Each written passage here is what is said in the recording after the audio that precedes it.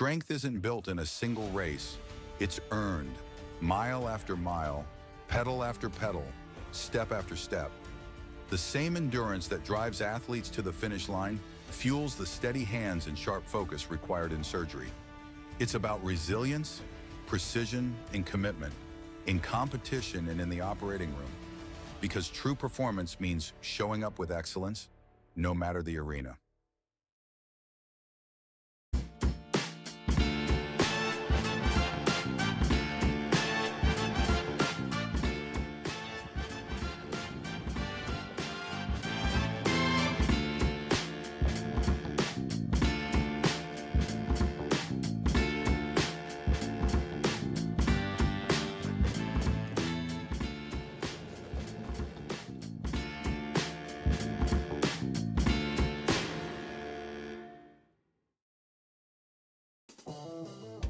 Looking for your next ride? Get more at Matt Bowers Hyundai Gulfport. Every new Hyundai comes with Matt's lifetime powertrain warranty on top of Hyundai's America's Best warranty and owner assurance. No one on the coast offers more, so why go anywhere else? Visit us today during the Getaway Sales event happening now just off Lorraine Road north of I-10. Official sponsor of your Biloxi Breakers. Shop smart, buy local. Matt Bowers Hyundai, Gulfport.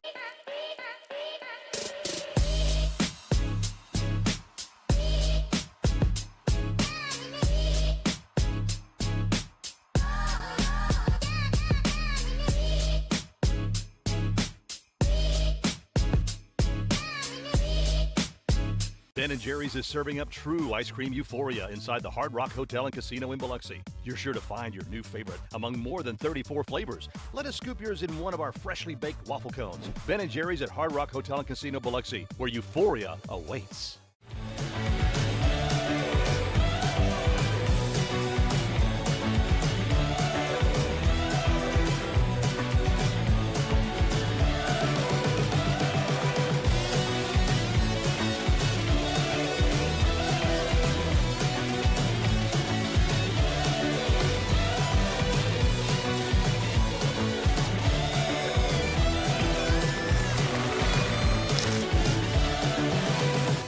Fly in for a daiquiri that scores every time. Mile High Daiquiris is an aviation-themed daiquiri shop and the official daiquiri of the Biloxi Breakers. Open 7 days a week and offering 15 refreshing flavors, Jell-O shots, beer, and even a non-alcoholic daiquiri.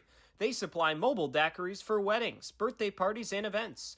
Only 4.6 miles west of the Mississippi Gulf Coast Coliseum. Grab your crew and come try the best daiquiris on the Gulf Coast where flavor takes flight. Become a frequent flyer at 1107 Cohen Road, Suite B, Gulfport. At Superior Optical Lab, we're proud to be certified as a service-disabled, veteran-owned small business and to provide quality eyewear to veterans to whom we all owe our freedom. Thank you for your service. Recharge your body. Reset your mind. Revive your spirit. At Revive and Thrive, every detail is designed to elevate your recovery and well-being. Unwind in our serene salt therapy room and float suite. Awaken your senses with the benefits of cold water immersion. Then, step into a custom-built sauna featuring soft Himalayan salt lighting for athletes, adventurers, and anyone ready to unlock the power of recovery. Discover the difference at reviveandthrivems.com.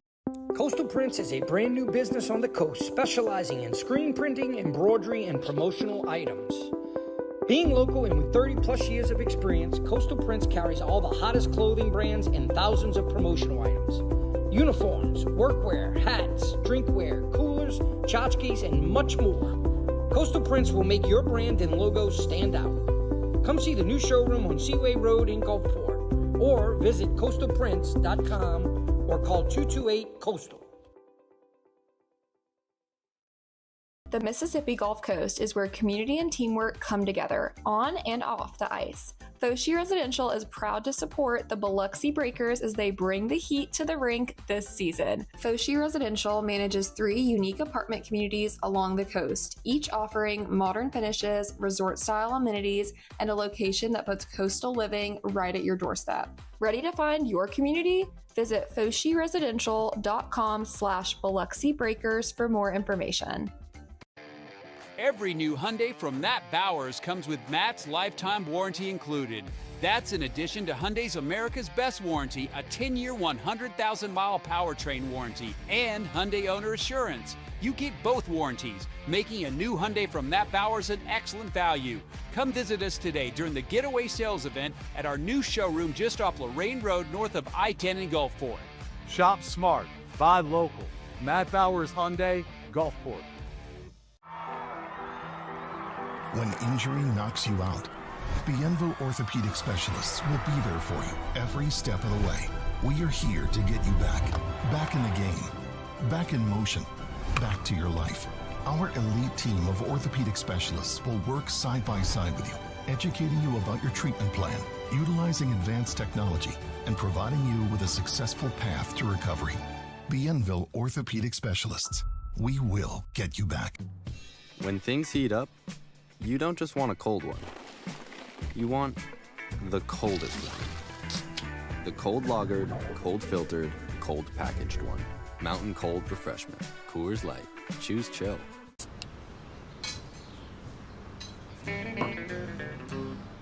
Hello out there, we're on the air. It's hockey night tonight. Tension grows, the whistle blows, and the puck goes down the ice. The goalie jumps and the players bump and the fans all go insane.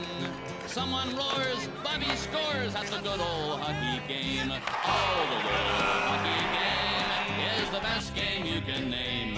And the best game you can name is the good old hockey game. Where players dash with skates and flash, the home team trails behind. But they grab the puck and go bursting up and they're down across the line. They storm the crease like bumblebees. They travel like a burning flame. We see them slide the puck inside. It's a good old hockey game.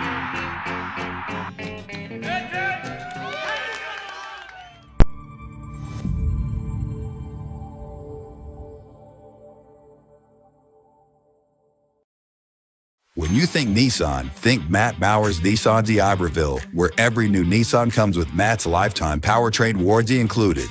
And to keep your new Nissan running well, there's never an appointment needed for express service in our service department. Just stop by for routine maintenance like oil changes, brakes, tires, and batteries. Matt Bowers Nissan is proud to call the coast our home and is proud to sponsor your Biloxi Breakers. Shop smart, buy local.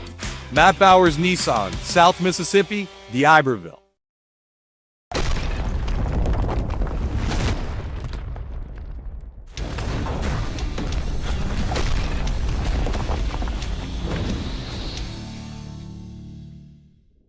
As we are ready to go here.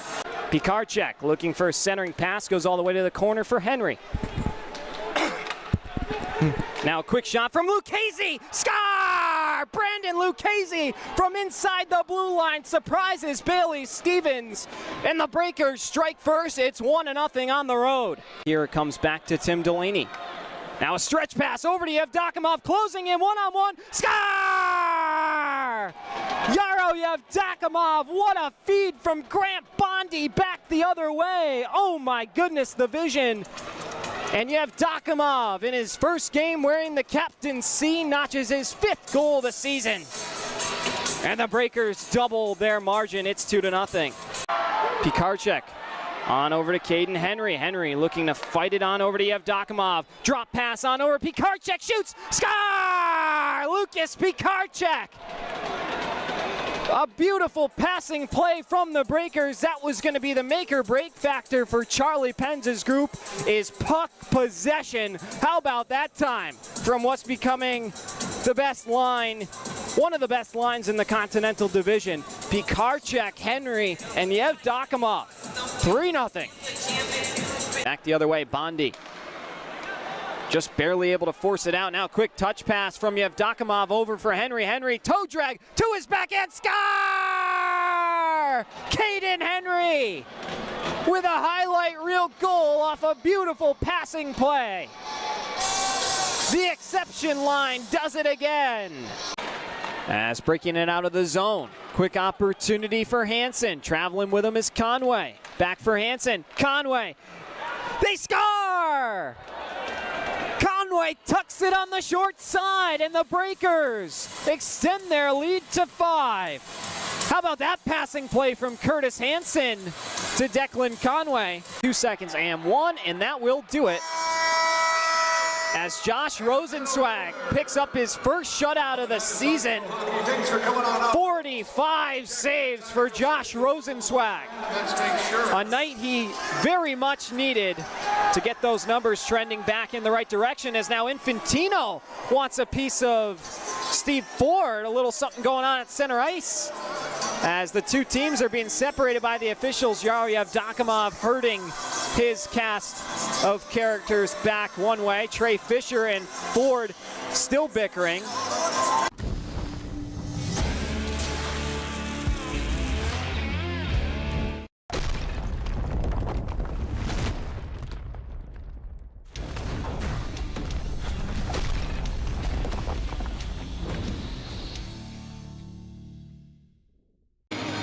Officials are getting set to drop the puck.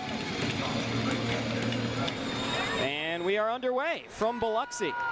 Crowder plays the bank off to Yevdokimov. Strong off the wall, takes it over to Pikarczyk. Backhand pass right over to Henry. In all alone, he shoots, he scores! Caden Henry opens the scoring. 32 seconds in, his 5th of the season. Biloxi strikes first at home. How about French and Schlepp round 2 at center ice, this time in Biloxi. French 6'2", 205 versus AJ Schlepp 6'8", 209. A heavyweight tilt here in the neutral zone. Both guys getting a feel for each other, slowly getting ready to go here at Breaker Bay. A quick fight. And now French comes in first. He gets a couple rights off. Schlepp trying to get free, a couple lefts. Some machine guns back over to the right. Nobody can get free. Schlepp, a couple connections. Trading with Bryce French.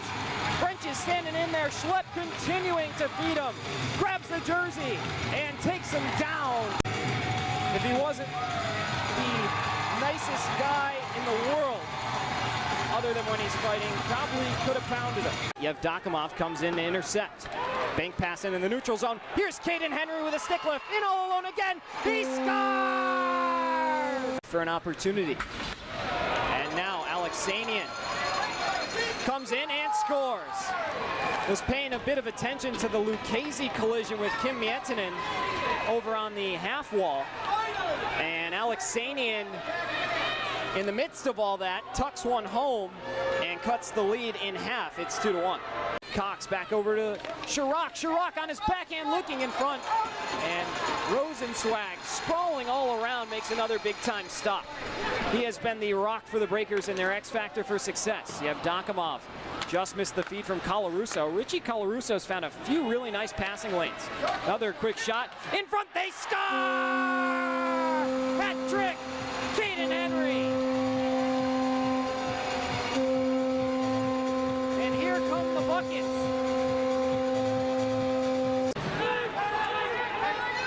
Larwood, stretch pass for Bartlett. Here comes the man. He scores while being taken down. Ross Bartlett gets one back, throws his finger in front of his mouth to quiet the crowd.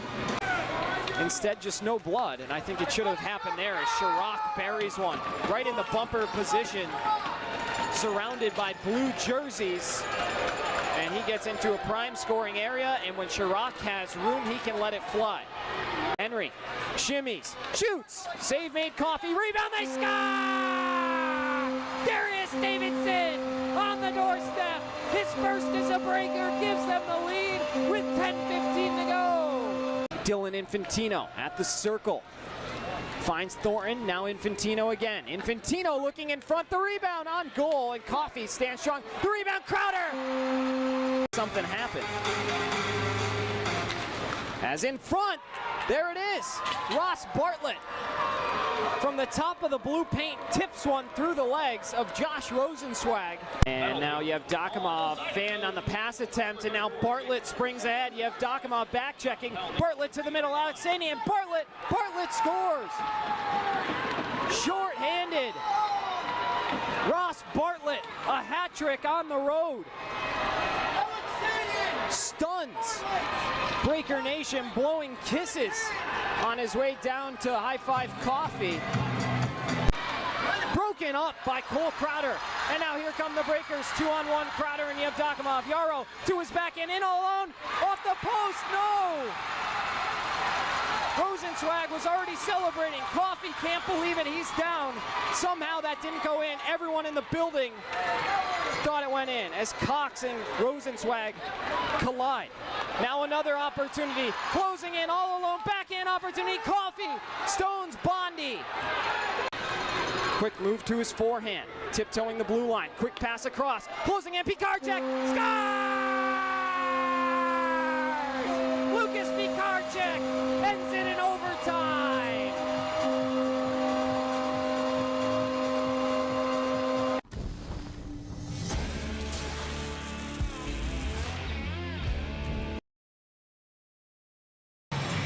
It's Hockey Night live from the Columbus Civic Center in Columbus, Georgia. My name's Devin Dobek, the voice of the Breakers, along with you. The first of 9 meetings between these two Southern foes. The Breakers coming off a 6-3 loss at the hands of what's been their kryptonite, the Monroe Moccasins, last night. The River Dragons entered coming off a big win in their home opener against the PD Ice Cats, 5-3 last night. It's been a long time coming to get to the home opener for Columbus. They opened it up last night, just a hair under 4,000 fans, and we're expecting a little bit more than that here tonight. So it's going to be a loud, raucous environment for the Breakers. Let's get you into our starting goaltender matchup. For the visiting Breakers, Josh Rosenzweig will earn the start in between the pipes. He entered in relief last night for Anton Borodkin, played the better half of the second part of the game, stopped 25 of 26 in his campaign there, but earned both wins the weekend before. Had a 45-save shutout most recently on November 7th, his second career shutout in the FPHL. Has recorded every win as well for the Breakers this season. So if there's something about Josh Rosenzweig that's been true, it's that he can find a way to win. His numbers this season going into last night had a record of 3-2-0, an .878 save percentage, and a .454 goals against average. On the other end of the ice, in between the pipes, Tyler Roy, in the absence of Trevor Babin, who's currently serving a 2-game suspension. Yes, their typical starting goaltender. So Tyler Roy will take his place in between the pipes. 6'2", 185 out of Brighton, Michigan. Comes in making his 19th appearance in the FPHL. Has a record of 10-2-0 in that span, with a career .917 save percentage and .264 goals against. This season, his save percentage has been right around the 900 mark, hovering just a couple shades below. A 3.52 goals against average, and still looking for his first shutout, but a similar record to Rosenzweig. He has an extra win at 4-2-0. With that being said, we know our goaltenders, so let's take a look at tonight's tale of the tape. The Columbus River Dragons only won 1 game in their first 4, and it was by way of the shootout. But since then, they've been on a bit of a tear. 4-1 since. They've improved to 5-4-0. The Breakers, after winning 2 straight, they lose their most recent, dropped to 3-5-0. Goals for Columbus, 4.2 per game. The Breakers, 4.4. Scoring has not been a huge issue for the Breakers. It's been the defense and the back end. Goal differential, a +3 for Columbus, a -7 for Biloxi. On the power play, Columbus 20%. That's 4th best in the Continental Division. Biloxi 26.3%, that's the 2nd best mark. One thing that really hurt the Breakers last night is they did not have a chance to go on the man advantage against the Monroe Moccasins, a unit that has fared them so well, almost been a guaranteed goal a game throughout the early part of the season. They did not get a chance to go to work last night. So we'll see if they get a chance here, because that's where they generate a lot of their offense. On the penalty kill, both teams have struggled towards the bottom of the divisional ranks. Biloxi 78.9%, Columbus 76.5%. The number 4 team in the Continental versus the number 5 team in the Continental. In their first of 9 meetings, it should be a fun one here from high above the ice at the Mississippi Coast Coliseum. But just going back to last night's game, we had our joint broadcast. Pete Furcano joined me of Moccasins TV, and we did a joint broadcast. Hope everybody enjoyed it. It was a long game with some delays, but the Breakers hopped on the bus today and are ready to seek some revenge. They got the 50-second clock going on the Jumbotron before we get into our pregame festivities. They're introducing the Matt Bowers starting lineups currently, so let's shift our focus to there. Also on defense, number 16, Oliar Nerlin. The forwards are number 16, Yaroslav Yevdokimov, Matt Bowers' starting lineups look like so. For the Breakers, they change up their top line, the exception line. Lucas Pikarczyk bumped off for Aldiar Nerlin, who made his FPHL debut last night, notched a goal and an assist in his debut. Caden Henry centers Nerlan and Yaro Yevdokimov, the captain. Grant Bondi and Cole Crowder, the defensive pairing, with Josh Rosenzweig in between the pipes. For the River Dragons, they go with their top unit of Galvin Moore and Hunter. Lucas Texmo and Kirk Underwood make up the defensive pairing. Joel Texmo, who scored his first professional goal last night, and the brother of Lucas Texmo is out of the lineup tonight. Tyler Roy in between the pipes. We're getting into our intro video here in Columbus, so we'll play one of ours for Biloxi.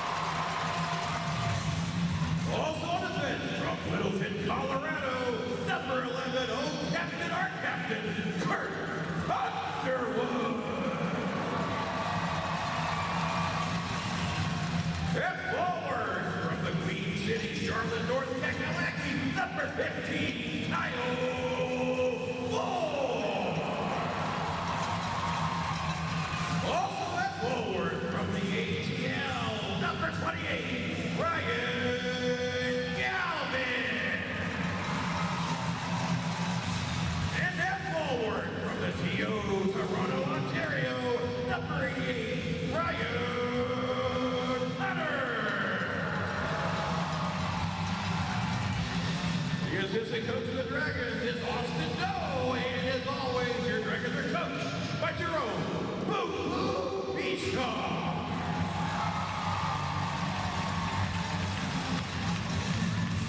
And last but not least, the goaltender. Cannot forget the man between the pipe tonight. From Brighton, Michigan, number 35, Tyler Rowe.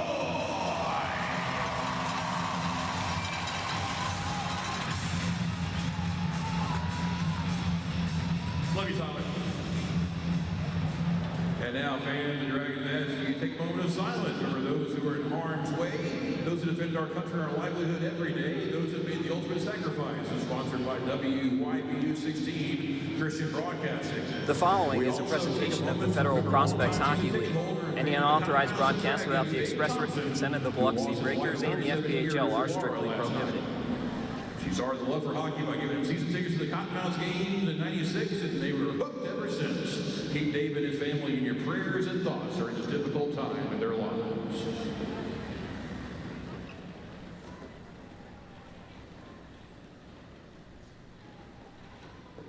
Fury Dragons, thank you. Now remain standing with hands over hearts for the presentation of our national anthem, performed tonight by the AC/DC Chorus. directed by Matthew Andre.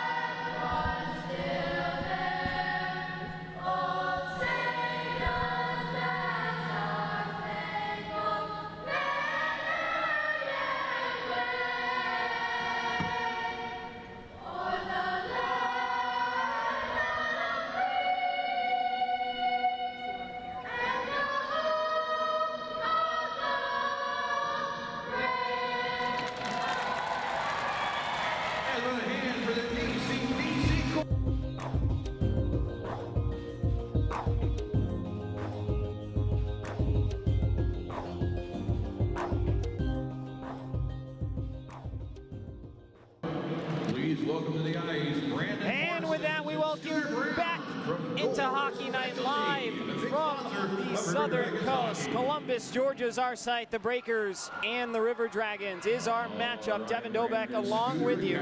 Cole Crowder going over to take the ceremonial puck drop with Kirk Underwood, the captain of the River Dragons. River Dragons are a team that's kept together a pretty good core. Of course, you got a handful of Seawolves that have stuck around, but nothing compared to what Columbus has brought back. 7 skaters from last year who were prolific parts of all aspects of their game have returned, and they've made some big additions that have helped as well. Ryan Hunter has been off to an absolute tear as of recent. He's up to 8 goals and 2 assists for 10 points through just 5 games. He's averaging 2 points per game in each of those 5. Last night he had a pair of goals and 9 penalty minutes. Was at the base of a lot of physical play. It was a very physical game between the Ice Cats and the River Dragons last night. Their penalty sheet was swarmed. The Breakers had a lot of chippiness, but not a whole lot of penalties. And we'll see what tonight has in store. Take the opening face-off is Caden Henry. Opposite of him, Ryan Galvin. And it's time for some hockey as we're underway here from the Columbus City Center. Let's go Dragons, an early chant booming in through the PA speakers. Cole Crowder tried to chop it out of the zone. Crowder has had a pair of penalty minutes in every game this season. Discipline is going to be an emphasis for Charlie Penn's group. We mentioned in the pregame that the penalty kill has struggled towards the bottom of the divisional ranks. So playing disciplined hockey and capitalizing on the chances you're given will be a driving force for these Breakers. Into the middle, Nerlin, a little too hot to handle. Made his FPHL debut last night. Played in the World Juniors in Kazakhstan, winning a silver medal there. And now comes to join Charlie Penn's group. Had a goal and an assist last night after his highly anticipated arrival. Wherever you're joining us from, thanks so much on Breakers TV, Sportfy, YouTube, and 106.3 Super Talk Mississippi. Out into the skates of Crowder. He tries to pull the trigger. His shot gets blocked, and Columbus flips it back into the neutral zone. Henry caught way offside with Aldi Nerlin struggling to get back to the bench, and we get our first whistle here at the 18:59 mark. Breakers last night had a couple opportunities to climb back into the game, but it just didn't come to full fruition. 5 unanswered goals by Monroe. After the Breakers went up 1-0, proved to be way too much. Another interesting development we saw last night that appears to be prevalent here tonight is Trey Fisher on the defensive end. Trey recorded his first fight of the season last night against Yanni Liarakos.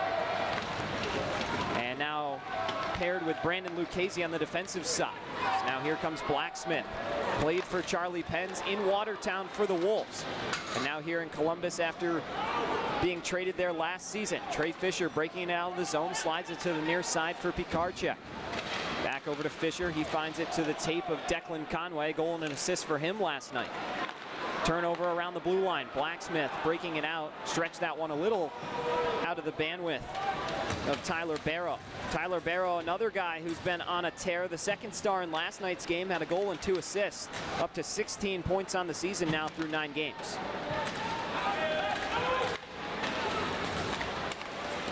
Carter Thornton out there. 1 point away from his 100th FPHL point. Wearing number 67 tonight.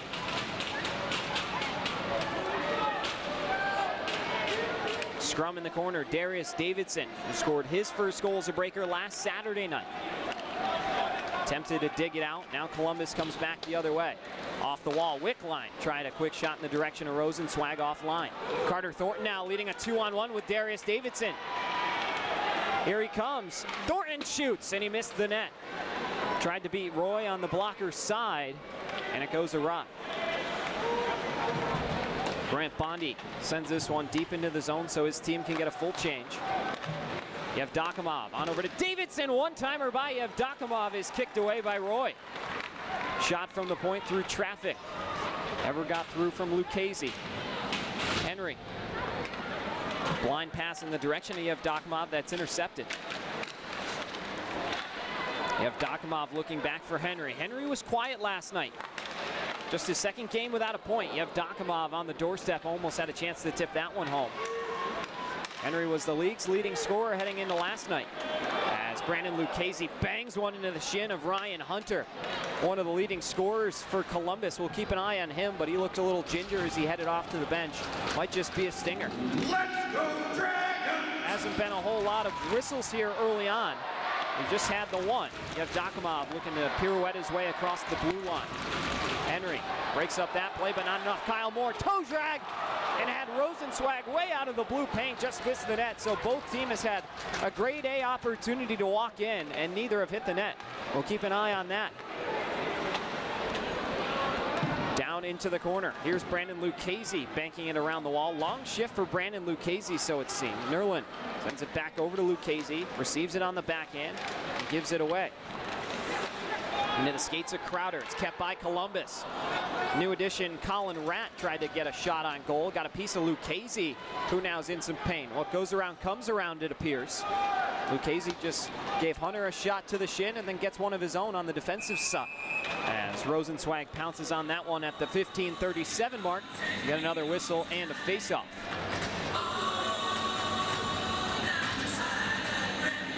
Josh Rosenzweig, we talked about the physical game last night. It looked for a moment as if he was going to get into it. Started calling out Kyler Matthews, the assistant captain of the Moccasins, and had the guys in stripes not been there, I think we might have had a goalie versus player fight, which is Trevor Babin's MO and something that's led to a bunch of suspensions for him throughout his FPHL career, dating back to his time with Motor City. Closing in on the 15-minute mark here. Either side generating too many shots, just one apiece here through the opening 5. Rosenzweig gives it back over to Bondi. Bondi, good poise with the puck, avoids the defense and now looks to break it out. Outlet passes is what the Fed Lead Flash coined as something that needed to improve for Biloxi here tonight. So keep an eye on how they're breaking the puck out of the zone. Barrow's pass goes through everybody. Crowder flipping it up towards the blue line. Sent back on in. Tim Delaney, who had his tooth chipped last night on one of the stanchions in the end wall. Shows you what you need to know about hockey players. They are tough customers. Crowder into gear across the blue line. Sends in a shot on Roy. That one's steered aside with ease.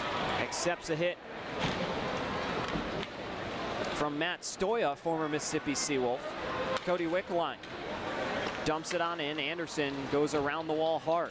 Out to the point, Colton, former captain of the Motor City Rockers and former FPHL Defenseman of the Year.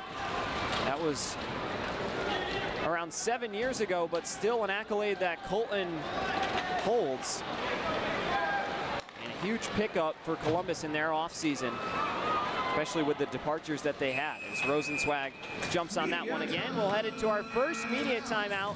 Breakers and the River Dragons trying to get a feel for each other here early on. We'll be back in a splash. Great Blackwell sees the best seats in the arena.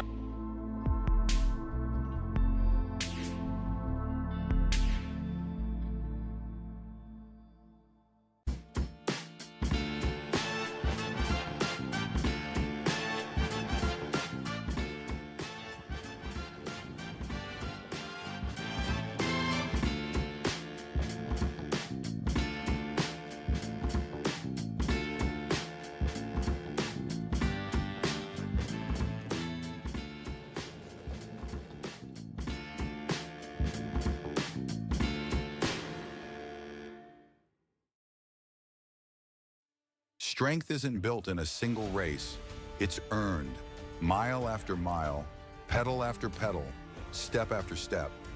The same endurance that drives athletes to the finish line fuels the steady hands and sharp focus required in surgery. It's about resilience, precision, and commitment, in competition and in the operating room. Because true performance means showing up with excellence, no matter the arena. And try to pest control best of the game. Check out Dragon Vision for that one. And we welcome you back here. A shade inside 14 minutes. They just announced that Caden Henry, who, as I mentioned, was the league's leading scorer heading into last night, is now the pest of the game. As we get another whistle, and we'll see what this is for.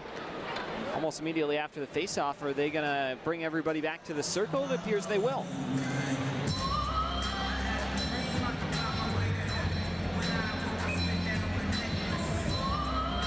Trey Fisher on the back end once again. Dalton Anderson back in the lineup as well for Charlie Penn's group as Rosenzweig makes another quick save. But Fisher playing defense could also be due to the fact that Richie Colarusso was released earlier this morning. And so the Breakers are trying to make some new room and making some changes on the back end. Unfortunately, at the expense of Colarusso, who had a couple points in his time with the Breakers. He just accidentally put the speaker on in the arena. Trey Fisher, good battle on the sidewall. He's able to fight it on out. Really nice effort from Fisher. Had a chance to chat with him briefly after last night's game. Didn't say too much because of the loss, but he said, yeah, I was like, put me in at D.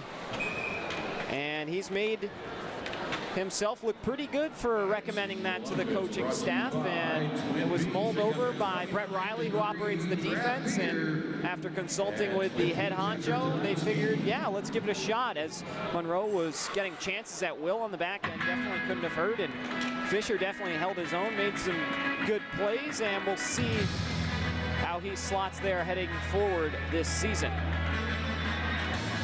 Still no score from Columbus. Devin Dobeck along with you. The shots are 2-2 between the Breakers and the River Dragons. Shot from in between the circles from Galvin is turned aside by Rosenzweig. Lucchese steps in front of his teammate just to make sure nobody can get much closer, and we'll get ready for another faceoff.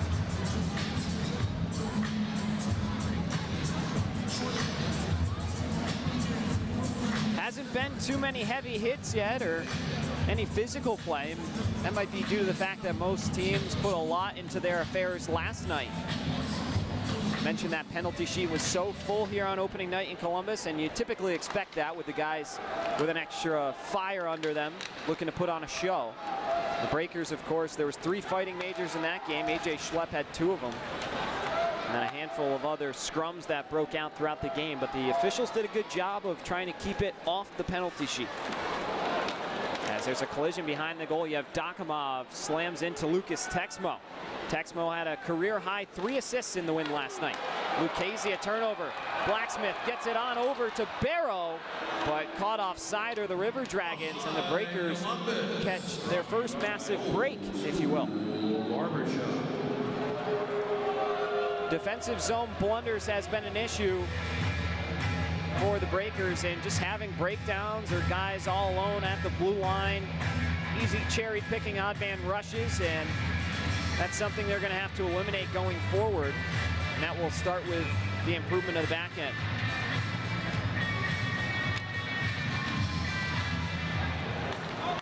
Underwood snaps a pass hard across to Lucas Texmo. Storjahan rips it around to Josh Rosenzweig's zip code. It comes just back inside the blue line. Blacksmith tried to stop it, pull it back, and beat Rosenzweig. And it goes awry. Blacksmith right back to work across the blue line after the tag up, darting towards the middle. Backhand feed on the wall to Storjahan. Playing catch down low with his winger. Underwood wraps it all the way around the wall. You have Dokimov tried to chip it out of the zone, didn't get enough on it, and the Breakers collect another turnover. Lucchese's pass intercepted again, intended for Yevdokimov. Storjahan into the middle. Blacksmith toe drag to his backhand. He scores!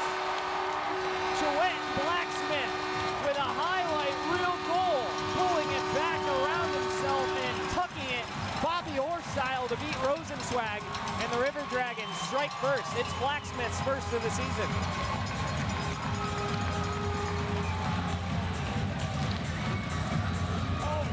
Josh Rosenzweig plays in a very aggressive style game, likes to crawl out of the blue paint and shut off those shooting lanes.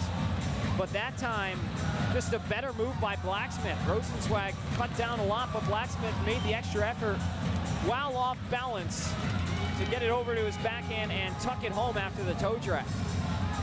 And at 11:45, 1-0. It does appear that the officials are between the glass discussing something with the off-ice crew. Charlie Penz is down on the bench drawing something up.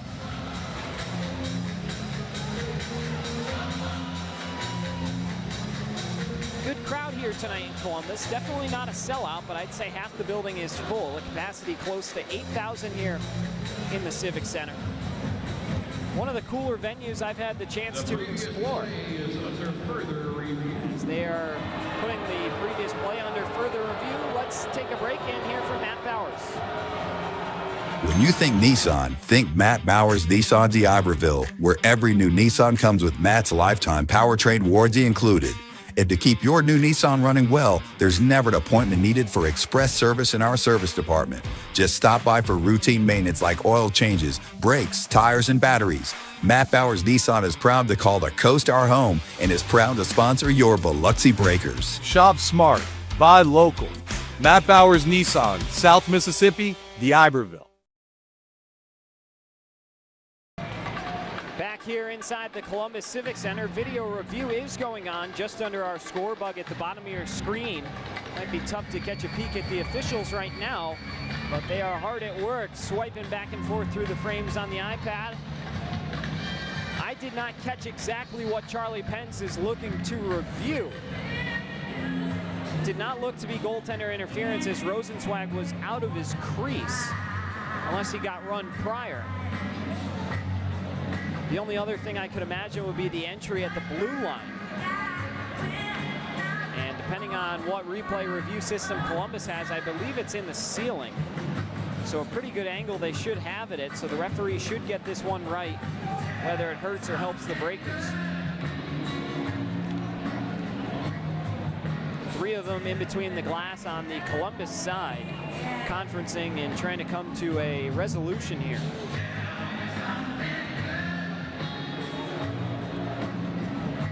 They said the goal is under review, but they did not say Biloxi is challenging. If Charlie Penz did indeed challenge and the goal stands, then the Breakers will be shorthanded for the next 2 minutes. So something to keep in the back of your head as well. They did not announce it was a Biloxi challenge, but it very well could have been just a more broad announcement on the PA. Although I believe this is an official review with the way Charlie Penz is trying to get his own verdict.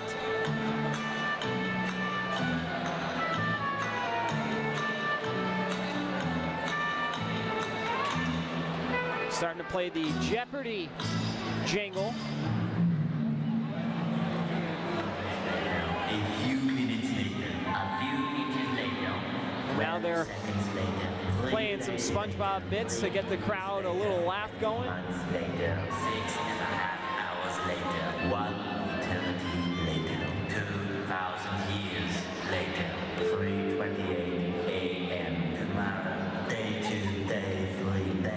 Joining us, Devin Dobeck, along with you on Breakers TV, YouTube, Sportfy, and 106.3 Super Talk Mississippi. Columbus currently leads at 1-0. Credit the goal to Truetton Blacksmith, his first of the season, but the goal is under further review. Breakers didn't look too shabby through the opening 8 minutes. They had their chances. They were establishing the zone. The time of possession relatively equal, although that's not a formal statistic kept in the FPHL. But Blacksmith just made an incredible move. Weaved through a couple breakers, nice toe drag, and then the backhand finish. One of the prettier goals you'll see all season. Play against your former coach, and sometimes there's a little extra edge. Mentioned Blacksmith played under Charlie Penz in Watertown for the Wolves. Tonight's officials who are trying to gather a verdict currently, the linesmen are Corey Fossa and Ryan Adams. The referees Todd Greenberg and Brian Cole.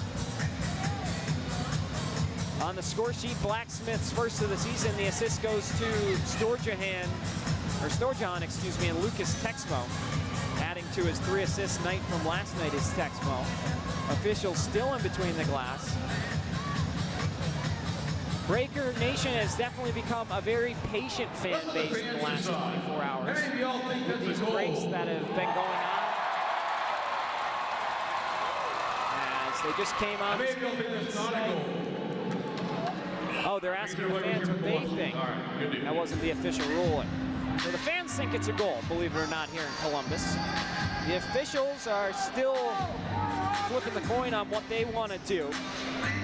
And of course, I say that not literally. They're doing some extensive review down in between the glass, but when you have these lengthy reviews, it tends to be a call in the gray area, and the call on the ice was a goal, so keep that in the back of your mind as well.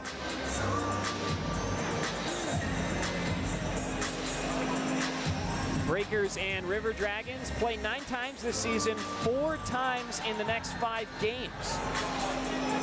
So pretty interesting schedule those two are going to have. Let's take a quick look at the waters ahead while we have an extra moment for you. So this game live here in Columbus. Then the Breakers will play the River Dragons for a pair next weekend, 7:35 Eastern and 7:05 Eastern. So take an hour away from all those times if you'll be watching us on Breakers TV.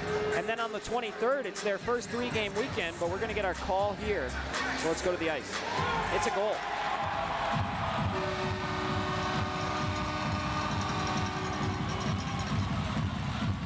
So the goal stands. Referee's going over to give Charlie Penz Jr. an explanation.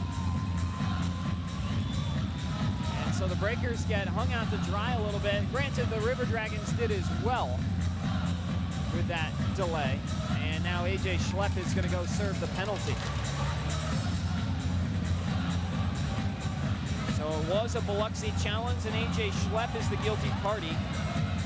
That's also probably why the officials were taking a little bit longer with the call, because it was a Biloxi challenge, and you don't want to just go with your call on the ice and put Biloxi on the kill. So they did their due diligence, and when all's said and done in our Republic Finance first period, the Breakers will go shorthanded on the Raven and Rose tattoo penalty kill for the first time tonight.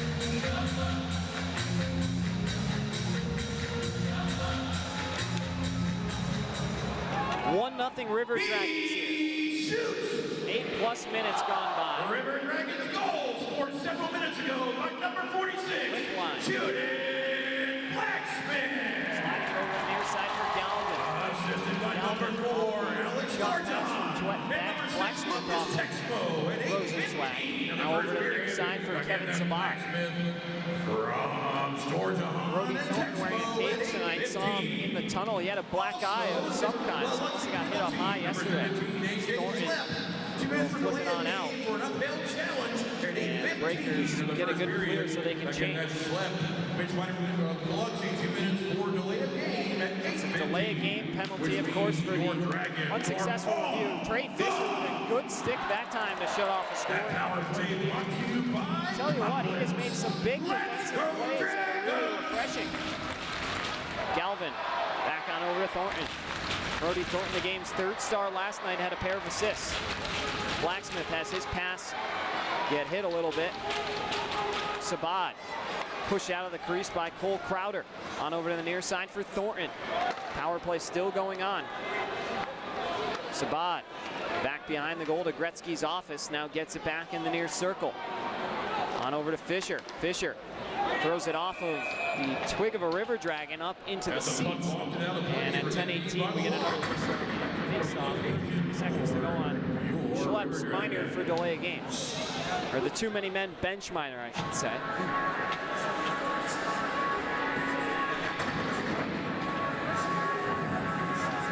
Columbus Civic Center also home to the Columbus Lions professional indoor football team, which is where this royal blue seat and theme come from. They've got the yellow rafters up top as well.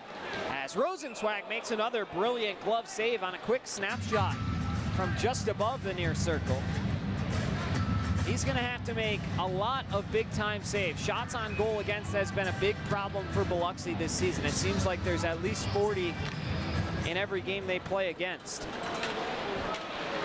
Lucchese into the skates of Yevdokimov. And River Dragons get caught offside.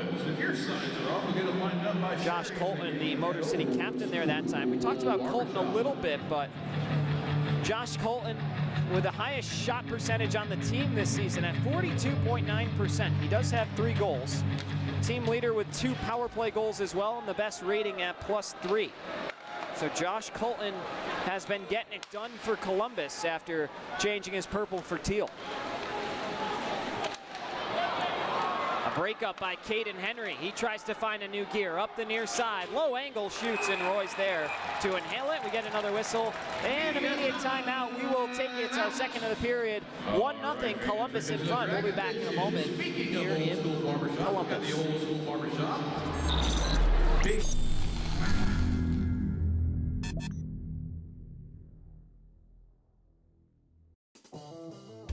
Looking for your next ride? Get more at Matt Bowers Hyundai Gulfport. Every new Hyundai comes with Matt's lifetime powertrain warranty on top of Hyundai's America's Best warranty and owner assurance. No one on the coast offers more, so why go anywhere else? Visit us today during the Getaway Sales event happening now just off Lorraine Road north of I-10. Official sponsor of your Biloxi Breakers. Shop smart, buy local. Matt Bowers Hyundai, Gulfport. Ben & Jerry's is serving up true ice cream euphoria inside the Hard Rock Hotel and Casino in Biloxi. You're sure to find your new favorite among more than 34 flavors. Let us scoop yours in one of our freshly baked waffle cones. Ben & Jerry's at Hard Rock Hotel and Casino Biloxi, where euphoria awaits.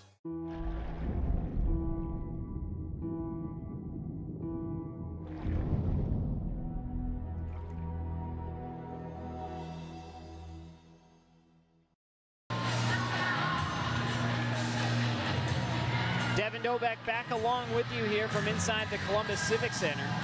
Charlie Penz is down having a conversation with the linesmen, and the referees have skated back over to the score sheet. And now it looks like we're going to return to some hockey. It'd be nice to have a little mic that could go in my ear and let me know everything that's going on. Yevdokimov in front, couldn't find a way. Caden Henry back on his forehand, picks it back on up around Roy, dancing through a defender. That time it was Lucas Texmo, took him down as well. Biloxi is back to full strength. Raven Rose tattoo penalty kill is 1 for 1. Trey Fisher down low, banging into a couple River Dragons. Continuing to battle with Colin Ratt. It's dug on out and sent over to the far side. Spun back in with a backhand feed. Pizzamenti up to the point. Underwood's drive goes wide of Rosenzweig, now sent into the middle, where it's corralled by Cody Wickline. Another shot pass in front's deflected. Off the wall it comes. Nerlin trying to settle it and get it to Yevdokimov. It's taken away. As Rat will be caught offside, and we're going to have another face-off coming just outside the blue line here at the 8:50 mark. Breakers have managed just 3 shots on goal through the opening 11 minutes and 10 seconds here in the hockey game. Columbus has countered with 7 of their own. Breakers had 6 shots in the first, 6 in the second, and 4 in the third last night, for a total of 16. They did scratch across 3 goals, but they need to find a way to get that total up above 25 consistently if they want to have a chance to compete in this ultra-competitive Continental Division. Back the other way, sent into the neutral zone for Blacksmith, the lone goal scorer here tonight for either side. Shielding on his backhand, here's Barrow, all the way around, continuing to hold the puck. Skates it all the way to the point, round and round we go. Blacksmith, centering pass deflected. Pikarczyk, turning the ice back the other way. Conway, battling with him, and Conway gets caught offside. That one ended up in the back of the goal. Conway not happy with the call. And I'd be really curious as to see if the whistle didn't go off, what would have happened. We might have a tie hockey game. Pikarczyk was getting chased down. Whoever was back checking definitely was at the front end of their shift, with Pikarczyk seemingly running out of fuel.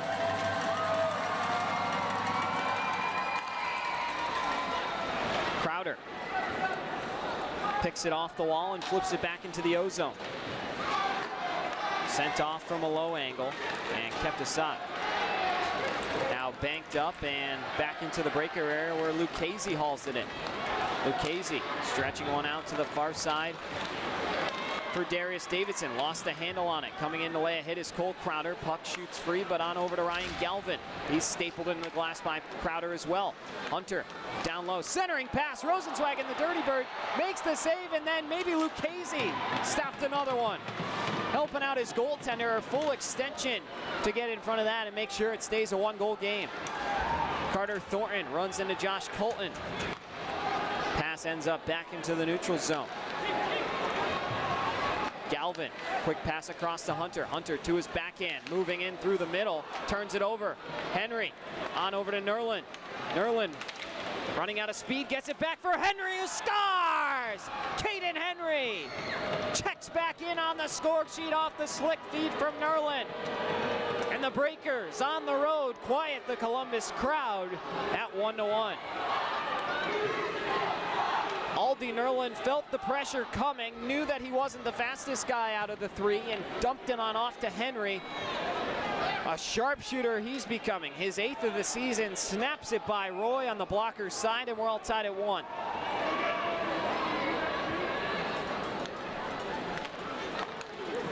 Just over 7 minutes to play. Caden Henry has tied it. The pest of the game here, as they coined him in Columbus. Trey Fisher, an area pass back over to the far side for Bondi. Into the skates of Nerlin, he swats it over to the near side. Zabad. And now a stretch pass in the direction of Pezzamenti goes awry. Back up to the near point and pinballed back down low. Gets through Cody Wickline. Now here comes Yevdokimov, 1-on-1. Coming at Underwood, gets it to the middle for Fisher. Fisher had room to shoot and tried to feed it back door for Caden Henry. Now it's a 3-on-2 back the other way. Wickline into the middle. Nice breakup by Timmy Delaney.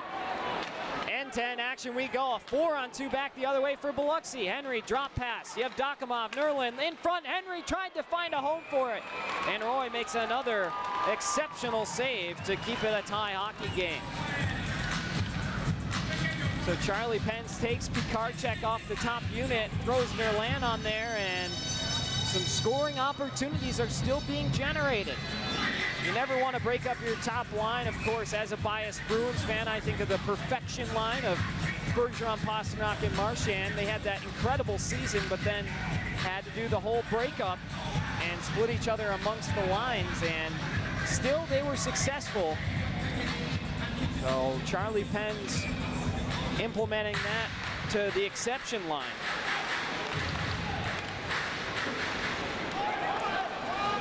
Just under 6 minutes to play now. Delaney on over to Pikarczyk. Through the logo at center. Taken down by Blacksmith. And delayed call coming. Rosenzweig heads to the bench. Now back the other way. Here are the Breakers. As we get our whistle and a power play coming. The first in 4 full periods for Biloxi, one they really needed, and now it's time to see if they can get it done.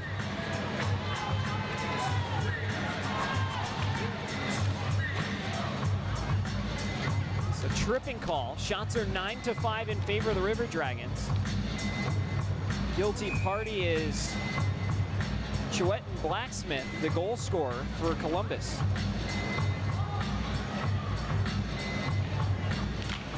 Now time for our first walk-ons power play of the evening. Up at the top, here's Crowder getting it on over to Nerlin. Nerlin spinning away from the pressure provided by Matt Stoya. Stoya now breaking it back the other way, looking for some help. Skates out some of that precious time and gives it back to Yevdokimov.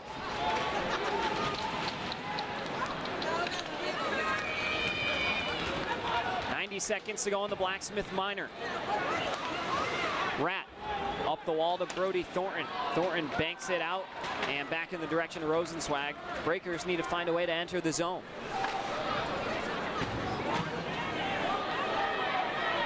Nerlin wheeling around through his own end. Quick head fake and now trying to split the D. Short-handed. Back come the River Dragons. Pezzamenti scores. Turned it over in the neutral zone, forcing an odd man rush the other way. Crowder couldn't knock it away. And Benjamin Pezzamenti picks up his second goal of the season, extends his point streak to a pair of games. And Columbus regains the lead. That is the Continental Division most, 4th shorthanded goal against Biloxi.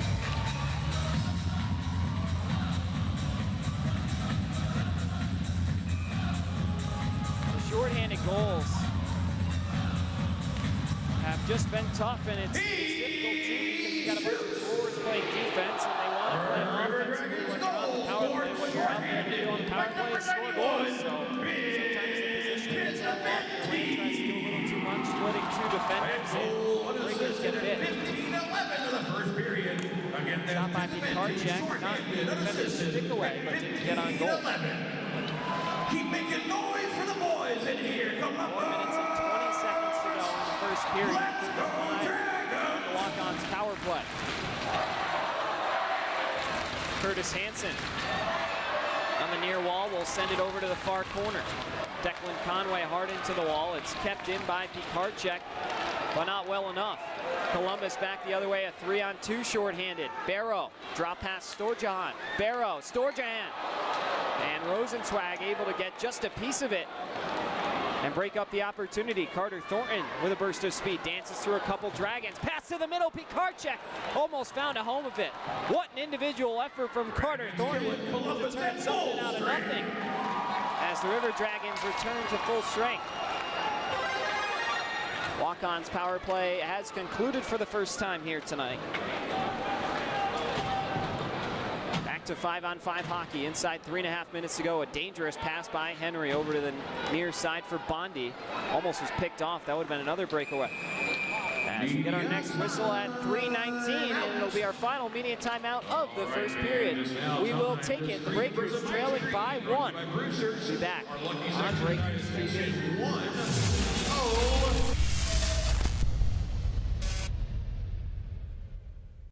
Recharge your body. Reset your mind.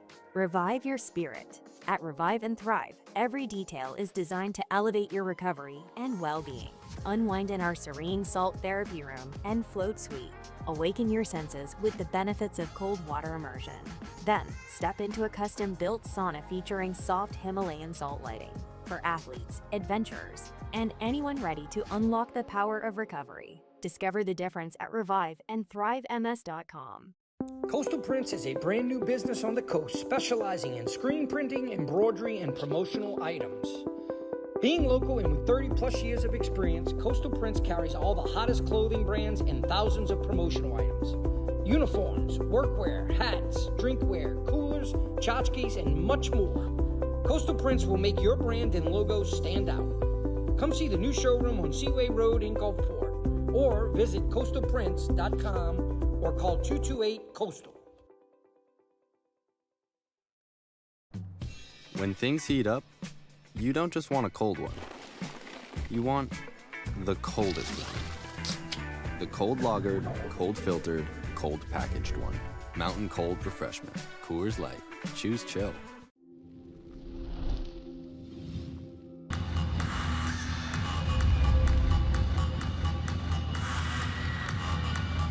And we're back here inside the Columbus Civic Center. Devin Novak along with you. 2-1 Columbus in front here. Coming off their most recent shorthanded goal, courtesy of Benjamin Pezzamenti. Lucchese. Lazy pass through the middle, picked off, intended for Nerland. Comes back on over to Yevdokimov. Yevdokimov spins it back on over for a burst of speed. Good shielding by Caden Henry. Lucchese, nice feed this time. Yevdokimov on goal. Almost had a tip from Nerland. And the Breakers head back on the back check. Right back the other way, here's Galvin. Has it taken away by Crowder. Crowder tried to flip it back up into the neutral zone. Nerland trying to do the same. Chip back down low by Columbus. Lucchese. Pops it up into the air. Ryan Hunter juggling it with his stick as he tries to settle it. Comes back for Brody Thornton, who drops it for Matt Stoya. Matt Stoya played for the Seawolves last season and the season before. 64 games played as a Seawolf, 17 goals, 29 assists, and a whopping 273 penalty minutes for Matt Stoya. But a name the fans are familiar with. Crowder on the zone entry. Had it knocked away, now with speed closing in. Sabad, kick save Rosenzweig, then it goes off the post on the follow. Back over to Wickline, quick pass across, rip, goes wide again on the glove side of Rosenzweig. And eventually can't be knocked out. Pikarczyk hones his soccer skills to complete the task. Inside 100 seconds to go. In period one, our Republic Finance first period. Colton, or rather Storjahan, to Wickline, back to Storjahan, and his shot is grabbed out of the air by Josh Rosenzweig. 4 seconds to play in the first period. Shots 13-7 in favor of the Dragons. Rosenzweig has proven he can be one of the best goaltenders in the FPHL. We saw what he did with the Athens Rock Lobsters last season. In the top 3 ranks in multiple statistical categories, among them save percentage.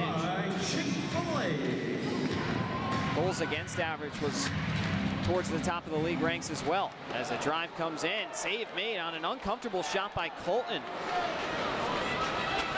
Now slowing it down at the point, Kyle Moore chips one up and into the netting. We get another whistle and a face-off at the minute 13 mark. If you don't have, or if you haven't seen Kyle Moore's headshot for the River Dragons, I highly suggest you do. I won't spoil the surprise, but as we close in on our intermission, I definitely, if I were you, would pop in to the FPHL website and take a look at Kyle Moore's headshot. Get a nice little chuckle out of it. I know I did when I was doing my research. Blake Keller picks up the vacant puck in the offensive zone. Shielding with his body, drops it back down low, overskated by Carter Thornton. Mike Wynn, former Motor City Rocker out there, looking in the direction of Blacksmith. It goes all the way down, and Rosenzweig throws his arm in the air to indicate icing. 49 seconds to play. Columbus crowd's been quiet other than the goals. There hasn't been too many chants or things of that nature going on. But still a lot of bodies and seats. I know we're in Georgia, but I'm a New England fan, as I mentioned. I already see a Patriots hoodie. I see a Milan Lucic Bruins jersey. So it looks like this might be Boston South down here in Georgia. Nice keep by Crowder. Sends one in from the point, in and out of the glove of Tyler Roy. Down low again. Mike Wynn runs into Yevdokimov and then takes him down. Yevdokimov's in some pain as now Crowder's taken down. Lucchese breaks up the play, gets it to Nerland. So Yevdokimov slowly back into the neutral zone. We'll keep an eye on him here. Closing in on 20 seconds to play. Henry across the line, looking for Nerland in front, trying to tween the legs move on Tyler Roy, but he wasn't fooled by it. Didn't have enough angle to make the move completely. Then one right in front of the blue line, gets it to Lucchese. Henry looking for options, sends one in through the middle. You have Dokimov gets tied up with a man, and the clock will hit triple zeros with the score. The River Dragons 2 and the Breakers 1. Fun and entertaining 20 minutes of hockey. The shots through 20 minutes, 15-8 in favor of the home team. Still anybody's contest. We're going to head into our intermission report. We did our game recaps pregame instead, so we're going to listen to Lucas Pikarczyk once again here in our intermission and be back for more, as well as our period breakdown on the other side. So stick around. We'll be back in 18 short minutes for period 2 here on Breakers TV. Tripod bingo with the heart. And while you're out and about. Devin Dobek joined by Lucas Pikarczyk on the panel here. Lucas, first and foremost, welcome to the show. Yeah, thank you for having me. So Lucas, it's been a fun start to the season for you. Let's take a look at last year, your first season with the Seawolves. You had just 5 goals, 19 assists. You've already hit your goal total with 5 through just 7 games this season, 8 assists to add to it. Top of the team in points, behind, of course, Cade and tied with Yarrow. But what's been working so well for you this season as you take a look at last year rolling into this year? Yeah, I mean, thank you, first of all. But I think just a really good summer of training. But credit to my 2 line mates, Yarrow and Henry. They've been really good to me, supportive, playing good together. So hopefully we can keep that going. As I like to do with every guy, we like to kind of dive back, go through the layers, and see just exactly what brought you here today. So taking a look back, growing up in Canada, at your early hockey journey, who did you look up to, and were there any good mentors that you had along the way growing up? For sure, a lot of good mentors. I grew up in a little small town called Sicamous, British Columbia. It's the home of 2 pretty well-known hockey players like Shea Weber, Cody Franson. So those 2 were instrumental for me looking up to them. But as coaches, I think my spring hockey coach, Sandy Moger, was pretty instrumental on like doing some skills, some skating. Another coach, Derek Strukoff, was my private skating coach. So did a lot of skating with him. Wasn't easy, but I'm glad I did it, and hopefully it's translated to my game today. So a lot of hockey year-round, it sounds like. But Hockey, when you weren't playing hockey, what were you doing growing up? Any hobbies or other sports that you were interested in? Probably hanging with buddies, hanging with friends. Again, small town, so you're always hanging out. I like to be active, whether it's playing street hockey, mini sticks, riding your bike, taking hikes, all those kind of outdoor stuff. Yeah, growing up, you just have so many opportunities to get into so many things, but you were always drawn to hockey. And so now we flash forward to 21-22. You played for the Red Lake Miners of the SIJHL, 30 games played there, 26 points. Mm-hmm. What was it like having your development at that level of hockey? It was fun. It was my first time being pretty far away from home, almost halfway across Canada to the east side. So I think it was just growing up, trying to become a nice young man, experiencing being away from home, like the ups and downs you get during that. So, but Red Lake was really good. Again, really small town, 3,000 people, but it was only like the boys, hockey, the gym, and like movie nights with the fellas. So we were a very tight knit group and had a very good year. And yeah, memories for life. Sounds a little similar to what goes on around here in Biloxi, pretty much. You got your practice, then you got your workout with Brett, and then everybody comes home and there's movies, there's cards, there's whatever you can get into. Pickleball. Exactly, yeah. Have you been on the pickleball courts? I have. How's it been going? Me and Xavier and Kels have been teammates for pickleball, my roommates, but we've had our ups and downs, but it's fun. It's nice to get outside during the hot weather. Probably not now with the weather now, but it's been, it's a good spot to play some pickleball. Back to your career, though. The next season, you're with Timmins Rock of the NOJHL. 49 games played there. You had 47 points, 21 goals as well in that season. Did you feel that playing a lengthier season, I mentioned the 49 games, and being successful gave you the confidence to want to go pro? For sure, yeah. Timmins was, again, I could speak a long time about Timmins. It was probably my favorite year of hockey. Great group of guys. We gelled really good. Great coach. Those various systems in Brandon Perry. But yeah, as far as that, we had a very good program. As 6 o'clock spin classes twice a week, some workouts, practice every day, and yeah, I could talk about it for a lot, but it was surreal to be a part of the Timmins Rock organization, and you know, I miss every guy there, and I think we're getting brothers for life. So you have those 2 seasons where you're playing juniors, 2 different experiences, and then after that, in 23-24, you decide to go to Sweden and play Division III there. What was your experience like going overseas? We talked about how you didn't want to be too far away from home at first, and then all of a sudden you're headed to Sweden, so something must have clicked. Yeah, I mean, I had some options to go to school in the States, but there was also an opportunity to go to Sweden, and when I first started playing hockey, I really wanted to play in Europe, so I just pulled the plug and said, you know, I'm just gonna go overseas, see what it's like, and I loved it. I loved the culture over there, the people. I got to experience Christmas over there with a family, a Swedish family. But hockey-wise, it was really fun.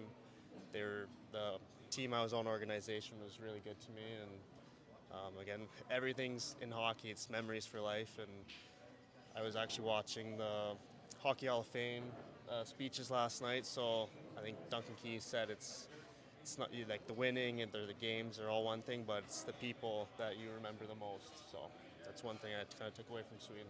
Yeah, you've mentioned that at every level that you've played, that the team has really been the rock for you, and another good group here. But sticking with Sweden for a moment, what was the biggest difference playing out in Sweden versus your junior career in Canada? Well, the guys were a lot older, not from 16 to 20-year-old anymore, so you're playing against 30-year-olds. The bigger ice is obviously a big factor. But yeah, maybe different language, low language barrier didn't help me that well, but had to get used to that. But yeah, I think just how big and strong the guys are, just like in this league, it's a pretty big step from junior to pro, but you just got to learn and play to your strengths. So you play a full season in Sweden, and then your next season, it looks like you played a handful of games and then decided that you wanted to come join the FPHL and be a part of the Mississippi Seawolves. What led into that decision to now come to the States and leave Sweden? Yeah, for sure. Had some visa issues last year in Sweden, so I only played 3 games. It was difficult, but I mean, that's the way, I guess. It happened, so you got to battle through it. And then on New Year's, I got the call that Mississippi wanted to give me a PTO tryout, so flew out literally on New Year's. I had New Year's on the plane. It was pretty funny, but yeah, I just came here trying to make a team. Rich Pront, the coach last year, he gave me a fair chance, and I think I did all right, and yeah, it was good. And it's rolled right into this year. One of 4 guys who made the transition from Mississippi to now Biloxi. Of course, Blake Keller, who you mentioned earlier, Curtis Hansen, and Dalton Anderson. But what was enticing about the opportunity to come to the FPHL? Obviously, your hand was forced. You had to leave Sweden. Yeah. But what made you decide, okay, I want to go play in the FPHL now in the States? I think it was just getting back to the North America style hockey. In Sweden, it's a different style. It's not as run and gun. But in North America, it's smaller ice, what I'm used to. But for me, I think just come back to North America, see if I can work my way up through the leagues, and then I'd like to get back to Europe at some point, wherever it is, but don't look that far ahead. So one step at a time, and just focus on where I'm at right now, and yeah, very excited.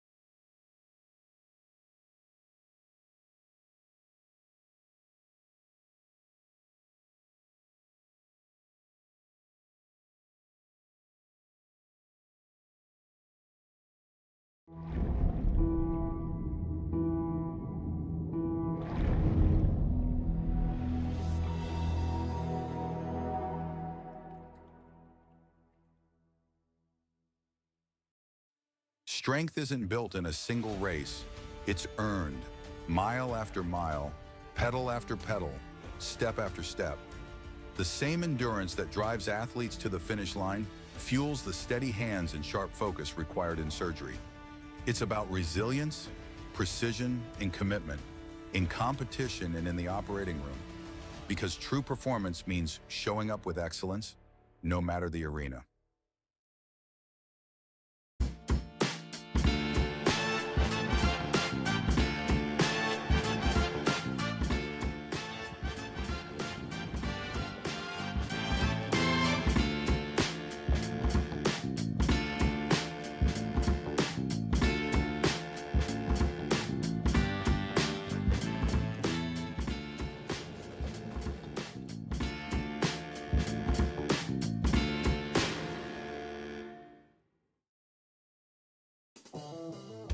Looking for your next ride? Get more at Matt Bowers Hyundai Gulfport. Every new Hyundai comes with Matt's lifetime powertrain warranty on top of Hyundai's America's Best warranty and owner assurance. No one on the coast offers more, so why go anywhere else?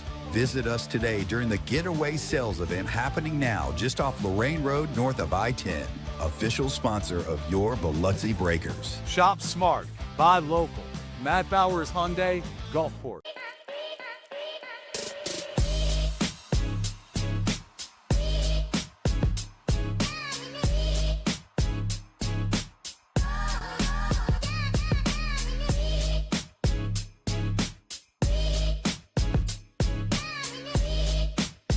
Ben & Jerry's is serving up true ice cream euphoria inside the Hard Rock Hotel and Casino in Biloxi. You're sure to find your new favorite among more than 34 flavors. Let us scoop yours in one of our freshly baked waffle cones. Ben & Jerry's at Hard Rock Hotel and Casino Biloxi, where euphoria awaits.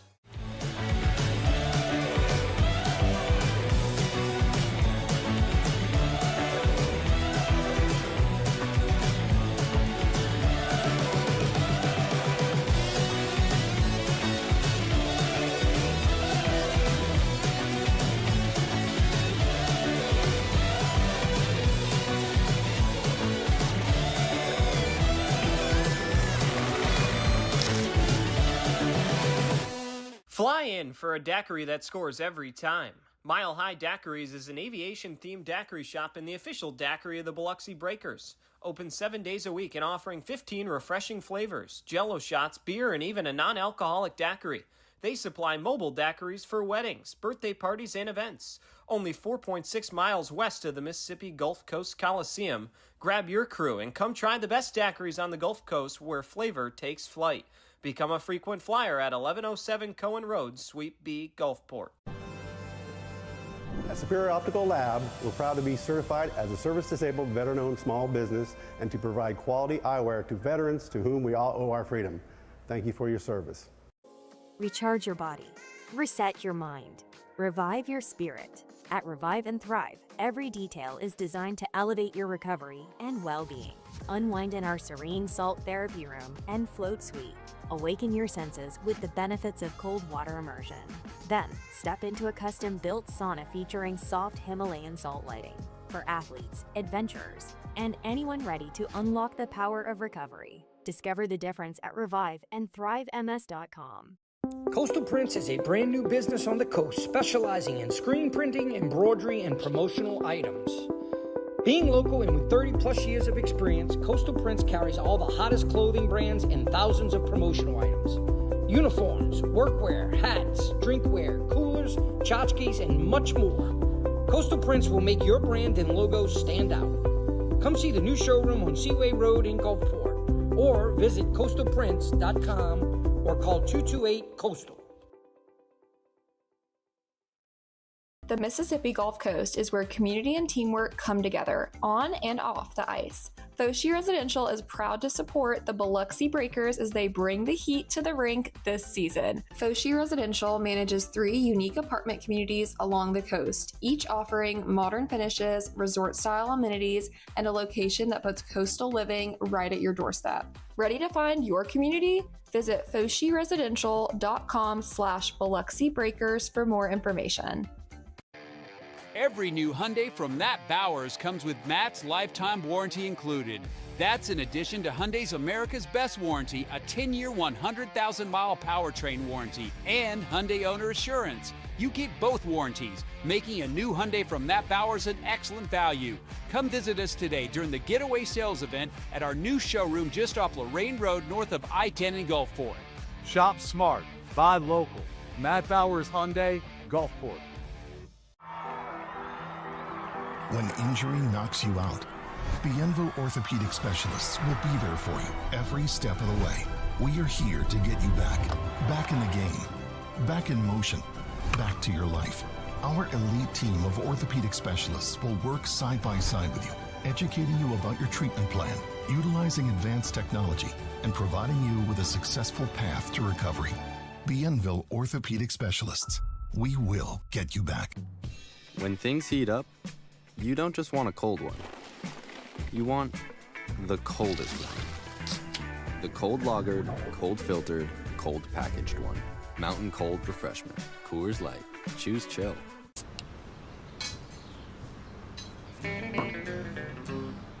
Hello out there, we're on the air. It's hockey night tonight.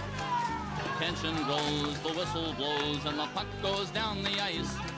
The goalie jumps and the players bump and the fans all go insane. Someone roars, Bobby scores at the good old hockey game. Oh, the good old hockey game is the best game you can name. And the best game you can name is the good old hockey game. Where players dash and skates and flash, the home team trails behind. But they grab the puck and go bursting up and they're down across the line. They storm the crease like bumblebees, they travel like a burning flame. We see them slide the puck inside, it's a good old hockey game.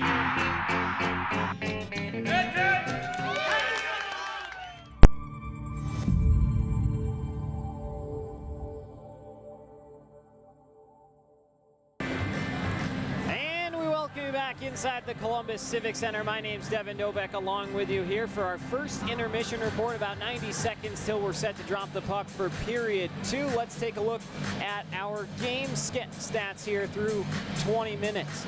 The score 2-1 Columbus. The shots are 15-8 in favor of the River Dragons as well.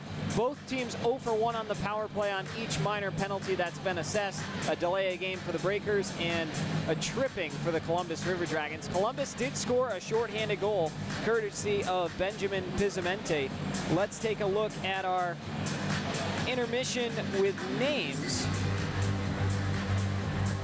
Catch you up to date on our box score. 2-1 River Dragons. The first goal of the hockey game came at 8:15, courtesy of Chuetin Blacksmith, his first of the season.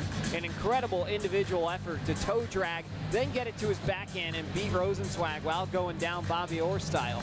Then at 12:53, after a good penalty kill, Caden Henry at even strength ties it off a slick feed from Aldi Nerland, his 8th of the season, to make it 1-1. Breakers then went up on the power play, but a turnover at the blue line paved way for a shorthanded goal. Ben Pizamente, his 2nd of the season, makes it 2-1. Roy with 7 saves and Rosenzweig with 13. That's where we leave it here as the teams are about set to take the ice for period 2. But an entertaining 20 minutes we had thus far. We got into our upcoming schedule earlier on in the hockey game, but let's take another look at it while we have a second here. So as you can see, the Breakers and the River Dragons are going to be getting very acquainted with each other. They play each other 9 times this season. There will be 4 of those matchups, including tonight, in the next 5 games. So tonight, playing against Columbus, trailing by 2-1. Next weekend, they go to Columbus for a pair. Take an hour off those times. As I mentioned, those are Eastern times. So 6:35 and 6:05 against the River Dragons here again in Columbus next weekend.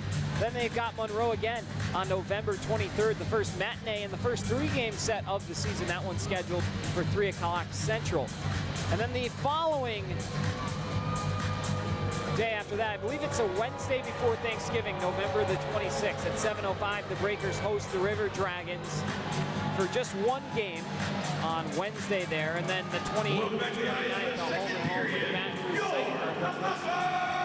7 o'clock Central.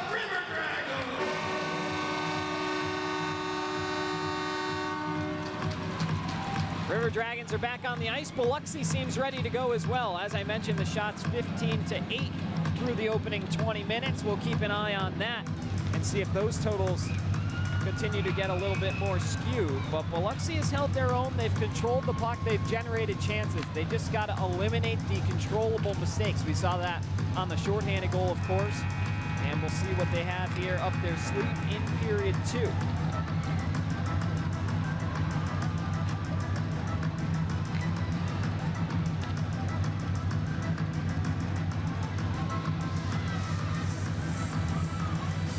Lights have come back on here in Columbus. They're trying to warm them up, a similar setup to Biloxi, where they got to turn them on a little early so they can heat up and get officially on. It's not just like walking into your bedroom and flipping a switch, which, speaking of, I can't wait to do in the late hours of the morning here and enjoy a Sunday, but it's still hockey night in Columbus, Georgia. We got plenty of time to go. Breakers seem fired up. They definitely don't need a nap. Still waiting for the bright lights to come back on in the arena. You'd imagine that's why we're not playing just yet. But both teams are on the benches and the referees continue to stay idle. Another brief delay here. Again, it is Columbus's home opening weekend. They played last night, but first 2 games you get a little clearance to have a few things go south. Of course, the lights may be one of them.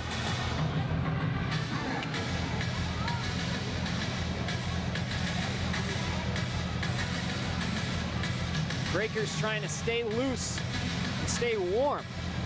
Columbus doing the same. Both teams taking laps in their respective ends of the ice. Breakers will go from left to right now. River Dragons from right to left. Wherever you're joining us from, happy to have you on with myself, Devin Dobeck, here on Breakers TV on YouTube, SportFM 106.3 Super Talk Mississippi. If you're watching at Walk-Ons in D'Iberville, hello to you as well. Happy to welcome our watch party panel. Pretty cool way to take in Breakers hockey. Head over to Walk-Ons, great food and drink. I had a chance to grab lunch there yesterday with Pete Furcano before the broadcast, and the staff there is so nice. The food is excellent. I got the sliders. I'd recommend them. And then Pete had me try these, I don't know, some sort of southern food. It was a little bit Cajun. It was like a pork ball, but there was other things in it. I don't know. It was pretty good. But case in point, go to Walk-Ons and you'll be very satisfied with whatever you order off the menu. We appreciate all of their support, our official Power Play sponsor as well for the Breakers. And a big welcome to one of our new sponsors, and that's Star Cleaners in D'Iberville. They will be sponsoring our media timeouts all season. You'll hear their name echo throughout the Coliseum and maybe on our broadcast through some time tonight. I'm not sure why they turned the lights off during the intermission. There's not really a huge need to. There wasn't any sort of video or presentation or even something that would require the lights to be off. So we'll continue to remain dormant as the Breakers and the River Dragons are counting down the seconds until we can drop the puck once again.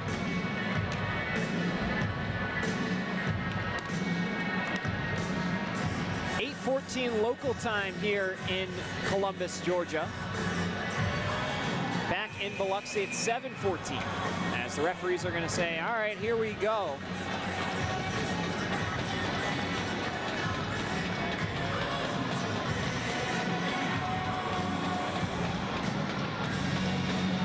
And Henry skates in to take the draw against Galvin, and we're back underway. Let's go, Dragons!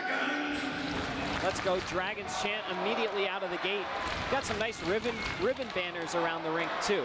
That's the glare you're seeing on the ice. It's the yellow ribbon banners atop each of the entrances to the stadium outside the concourse. It's Nerland. In front, Henry scores on the doorstep. Biloxi wastes no time. Nerland and Henry developing the chemistry on that top line. They have been credited with both goals tonight. Henry picks up his second, the pest of the game himself, as coined by Columbus, and it's 2-2. Took all of 23 seconds for number 23 to tie the game. And that's the exact start that Charlie Penn's group needed coming out of the locker room. We got an entirely brand new hockey game here. Tied at 2. Columbus wins the ensuing faceoff. Brody Thornton sends it over to the near side. Barrow overskated it, getting it back to Henry. A 2-on-1. Henry to the middle, lost his balance, taken down by Storjahan, and then goes hard into the corner wall. Blacksmith cut off by Crowder. They're going to say no penalty there. Could have been interference. Henry back the other way, in all alone, had it knocked away by Roy. And the official making an indication. So the draw is going to come outside the blue line. Looked like an offside call. Henry not a big fan of that one, pleading his case. Yaro Yevdokimov wants an explanation from the official as well.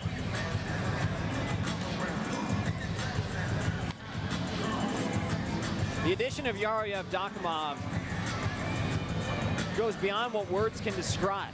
Now the leadership for this Biloxi group, trying to find a way to get back into the win column against a strong Columbus team.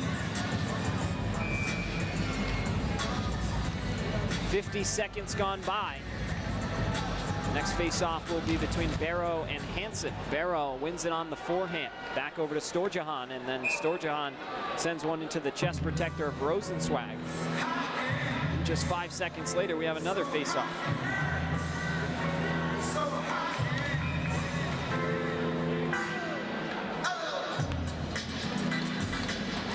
Face-off won again by Columbus. Stoya rips one high off the glass. Matt Stoya just announced via Facebook that him and his partner Ellie are expecting another child, so congratulations to the Stoyas. I'm sure a lot of Mississippi fans have kept up with his journey since his departure over to Columbus out of Biloxi, and yeah, if you want to go show Stoya some love, congratulate him, go fire off to his Facebook page. Storjahan sending up towards the blue line. Stoya bats it in down low. High deflection. Barrow settles it down low to Blacksmith. In front. Looked like maybe a slash behind the play of Storjahan. He's in a lot of pain. Pikarczyk rubbed off the puck by Barrow, who goes down hard and awkwardly. He's back up to his feet. Lucchese into the skates of Hansen. Lucchese then loses his hat. Not sure what to do. He's going to pick it up and put it back on. Right back into the play. We saw Lucchese lose his helmet the other night. He had to go back off to the bench, but this time puts it back on, and Fisher forces a turnover back the other way. Conway in across the blue line, looking back for Pikarczyk. And it's batted on out. Curtis Hansen slotted in the defensive position. Trey Fisher getting forward minutes now as the two switch back. Fisher just jumped up into the play now, so it appears.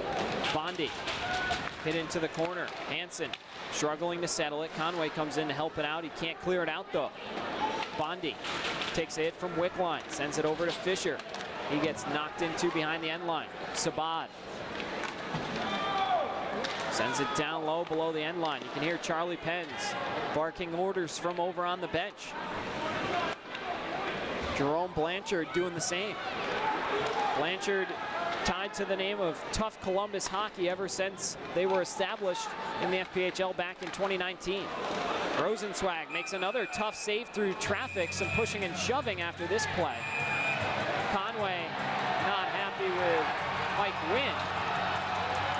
And the fans showing their appreciation for the extracurriculars.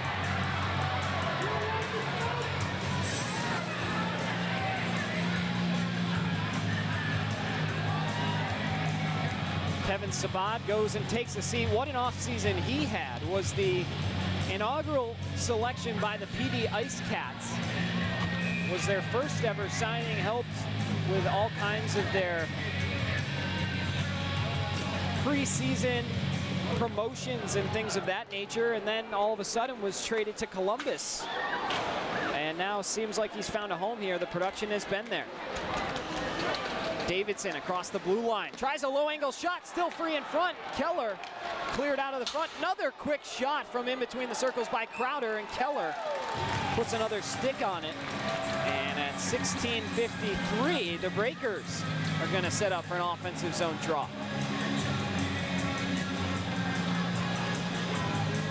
Hope you're enjoying our broadcast here tonight. Our goal is always to be better and better each week for you, the fans.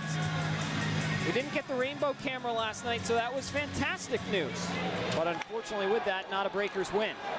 As going down off a high stick is Thornton. Rosenzweig will trot to the bench, and we'll see if Thornton's leaking, if this is going to be 2 or 4.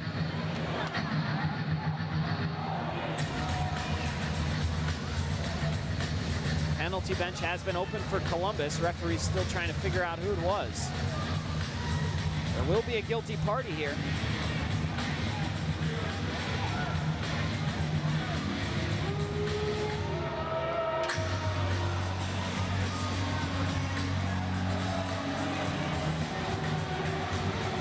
And so sent off to the box goes Mike Wynn, the former Motor City Rocker, as I mentioned. Win on his 5th straight FPHL season and 3rd team. He's played for Port Huron, Motor City, and now Columbus. In his career in the FPHL throughout an entire season, he has not had a negative plus minus. He's always been above the positive 0 for his rating. But now he will not be on the ice. The Breakers will try and add a minus to the 4 guys that are. It's a walk-ons power play for Biloxi.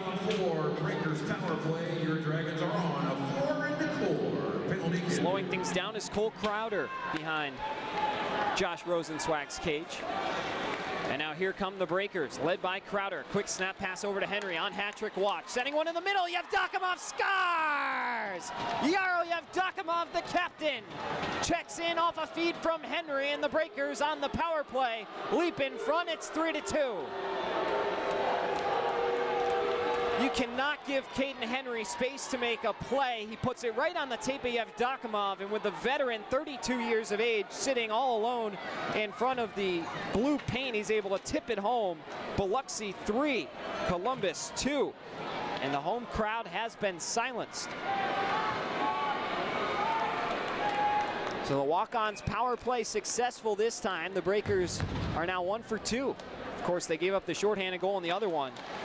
Be nice to see what would have happened had that goal not found a home. 2-goal lead would be pretty good for the Breakers, but they got to stay on the gas here.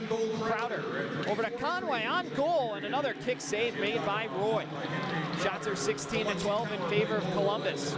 Breakers have been efficient. That has been a positive. Despite the lack of shot production, they have been efficient when they have shots on goal. Of course, 3 goals on 16 shots last night, and already 3 on 12 here tonight. Brody Thornton quickly over to Storjahan. Turned over to Curtis Hansen. Hansen across the blue line, lost a handle on it. Stoya, his former Seawolves teammate, gives it right back to Conway. Conway accidentals himself in through the circles, gets it back to Bikarchek. Turned over to Blacksmith. Crowder pokes it in towards the corner, looking to center one while being harassed in the end wall. Thornton has him tied up into the middle. Conway had an opportunity for a moment, and the puck skips back out to the point where Blacksmith will skate it out.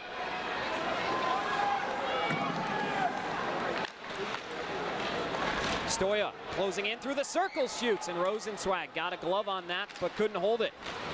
Columbus maintains the offensive zone with the rebound being alive. Stoya shoots, another pad save made by Rosenzweig. Not sure he saw that one.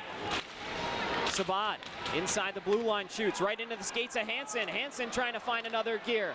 One-on-one, Stoya chasing him down, drops it back. Bikarchek over to Conway into his skates. And the odd man rush goes south for the Breakers. Hansen is out of gas as he heads off for a change. Breakers get new personnel out there. Carter Thornton, who just drew the power play for the go-ahead goal, in there as well. Davidson looking for Keller. Got the music playing again by accident. Keller going around, throwing his body, tips over Sabad. Nice to see Blake Keller picking up the physicality. Dylan Infantino out tonight with a hand injury. His timeline should be brief. Stretch pass to Thornton goes off his backhand. Thornton then tries a quick surprise shot on Roy, and it's sent back on out. But Infantino out for the game tonight. Breakers are without him. Fisher creates some space. Kyle Moore got knocked into the glass. He grabs his face, clearly in pain. Fisher, a couple cross checks. looking to free up the puck. It comes to the point for Wynn. Back down low below the end line. Galvin tipped over by Lucchese in front. Now here come the Breakers. Carter Thornton springs free with a burst of speed across the blue line. On his backhand, gets one in on Roy. Another good save made. Let's go Dragons! Roy's got a couple of good saves to make sure this game can get out of the last couple minutes. Let's go Dragons! Go! Referee's arm is in the air. Delayed offside as Nerland touches up. The arm goes back down.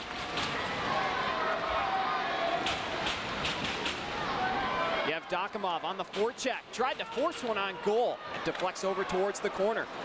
Caden Henry down into the corner once again. Sends it out for Delaney. Delaney intentionally wide, looking for a bank pass for Yevdokimov. He comes into Gretzky's office. Bondi at the blue line, snaps it over to Delaney. Delaney past Caden Henry all the way around to Nerland.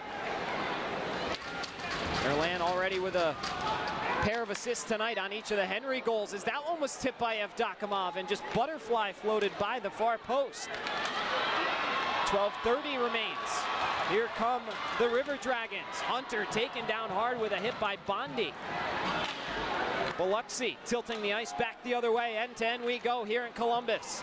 Caden Henry on hat-trick watch, wheeling all the way around of Lucas Texmo, looking for a passing lane. Shoots one, tipped in front. And Nerland picks up the rebound. Down low around the wall to Yevdokimov. Coming in to help is Henry. Fishes it out of the skates, but couldn't take it with him. Blacksmith. Back up to Barrow. Barrow, Blacksmith, shoots, scores.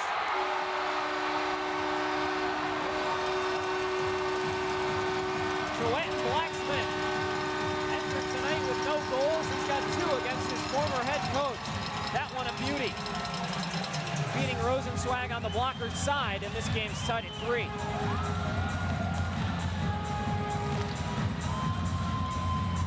Columbus fans are back into it, up out of their seats, waving their arms around. It's a really cool home environment here.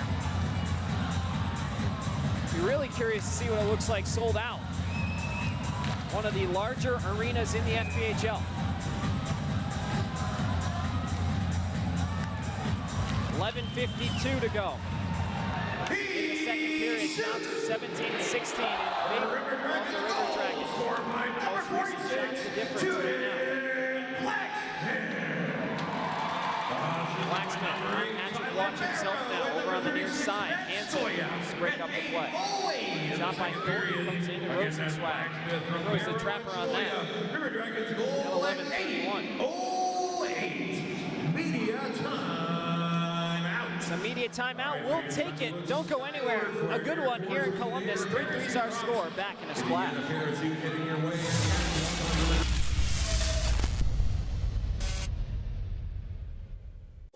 Recharge your body.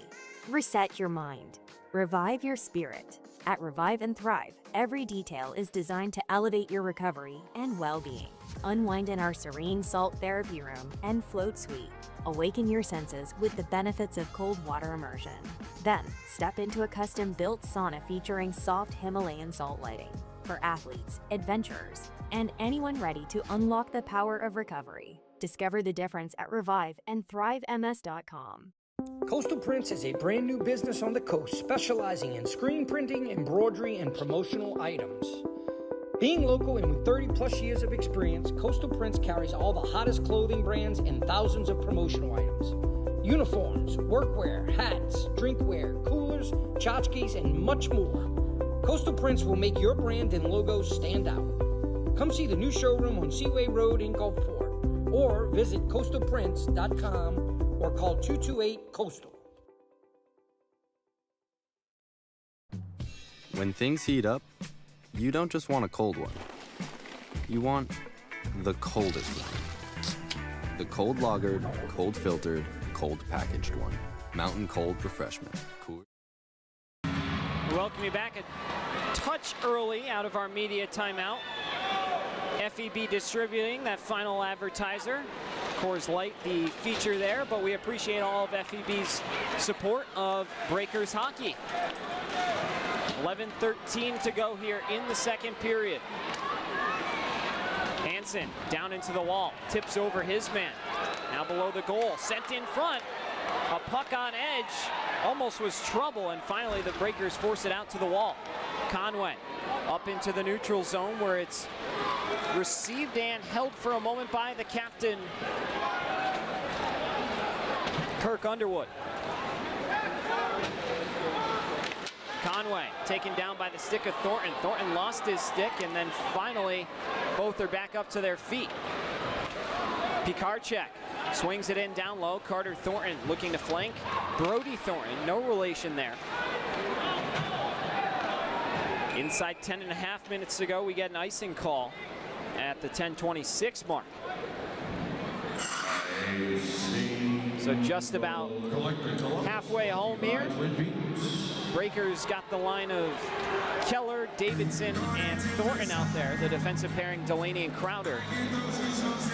Opposite of them is Underwood, along with Pesamenti, Kyle Moore, Brody Thornton, and Kevin Zabad.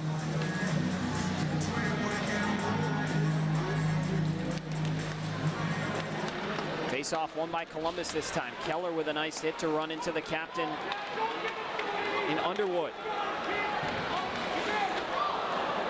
Awkward shot on goal, had Rosenzweig out of the blue paint. He's able to recover and get back home. Josh Colton hard around the wall. He received by Kyle Moore. Centering pass knocked away by Keller. Keller couldn't catch up to it. Spits back over to Crowder. Backhand feed for Keller. In across the line. Blake Keller shielding the puck on his backhand. Hard around the goal, hits the brakes, looking back in the direction. Davidson in front. Thornton is stoned by Tyler Roy. Carter Thornton has had so many scoring chances, not only this weekend, but the previous. Just has seemed snake bitten out there. But he's in all the right places at the right time, and once he gets that first one, you can imagine there's going to be a lot more to follow. Just has to break the seal. Keller, good job protecting the puck. Gets it back over to Thornton, who slings it into the knee of Sabad. Crowder chips it in so his group can change. Shots 19-17 River Dragons. 31 minutes gone by here in regulation. Period 2. Blacksmith through the legs of Nerlin. Turned it over. Breakers touch up onside. Henry with room. Far circle. Looking back door for Yevdokimov. Nerlin on the forecheck. Couldn't catch up to the puck. Into the skates of the River Dragons it goes. Yevdokimov back on over for Henry. Henry holding. Pass over to Yevdokimov. Tried to get it on goal far side, but it just slipped off the edge of the toe of the blade. Blacksmith. End-to-end we go here. Accepts a hit from Brandon Lucchese to jar the puck free. Repossessed by Columbus. Blacksmith sitting on the bumper. Texmo pinching down low to pick up the puck. Now at the point. Gives it away to Henry. 3-on-1 for Biloxi the other way. Led by Henry. Henry holds and shoots. And missed it. Tyler Roy was there. Then Henry goes down on the far side. Yevdokimov couldn't center the puck, and now Columbus with numbers the other way. That pass a little out of the bandwidth of Colin Ratt. He's run into the wall by Lucchese. Ratt centering pass up in the air. Deflected down into the skates, and now Conway retrieves it. Conway over the blue line. 1-on-1 will go up against the captain Underwood. A couple FPHL vets there. Conway centering pass, nobody home. It's intercepted by Underwood. Underwood in his 5th FPHL season, all with Columbus. A steady 0.5 point per game scorer. He's played 48 games at least in each of his previous 3 seasons. So a bit of an Iron Man as well. 7.5 minutes to go. On over to Crowder. A thundering hit of Curtis Hansen over on the far side wall. He's very slow up to his feet. Hansen will climb back into the play now. Conway with Keller fresh off the bench. Keller picks it off the blue line and re-enters. Keller try to move to his backhand. Puck's banked out of the zone. Trey Fisher sends it back on in around the dasher. Crowder flips over Pisamenti. Zabad couldn't receive that pass. Davidson tries to sweep it in deep. Crowder touches it back into the offensive zone. Columbus resets. 6:45 to go here in the second period. It's been a few minutes without a shot for either side. Fisher, touch pass for Crowder. Crowder banks it out of the zone. And they will rule an icing here at the 6:35 mark. So we'll take immediate timeout. 6:35 to go. Breakers and Dragons in a good one. Knotted up at 3.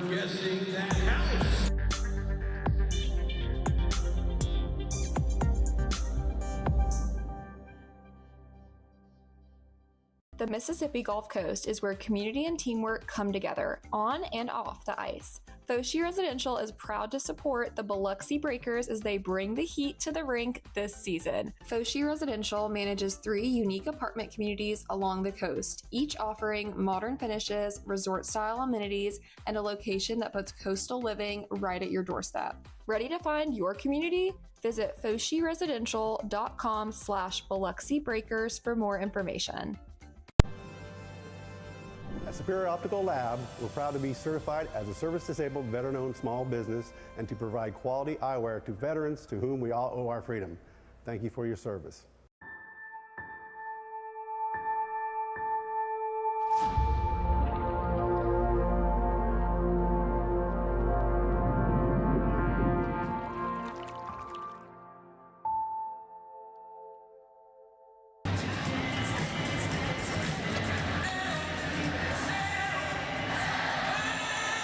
Back inside the Columbus Civic Center, Devin Dobek along with you. River Dragons and the Breakers in their first of 9 meetings. This one's been fun.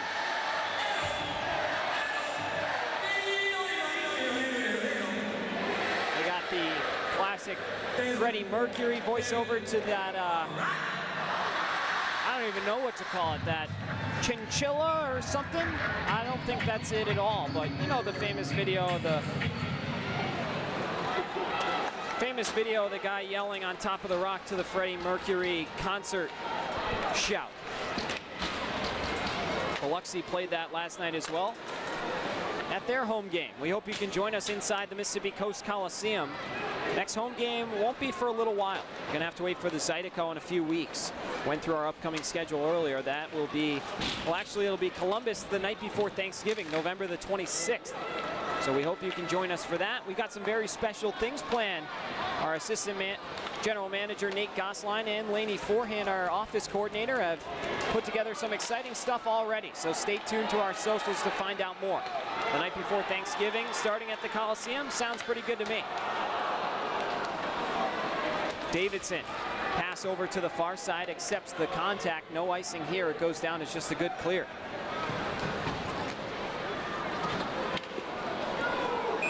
As Rosenzweig holds on to that one. 5:33.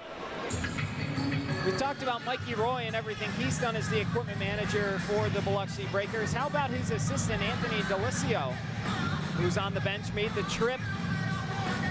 He's worked very hard for the team and earned himself a road trip. So he's over on the bench standing next to Brett Riley down there, and very happy to have Anthony along with us for the trip. And nobody's happier than Anthony to be on the trip.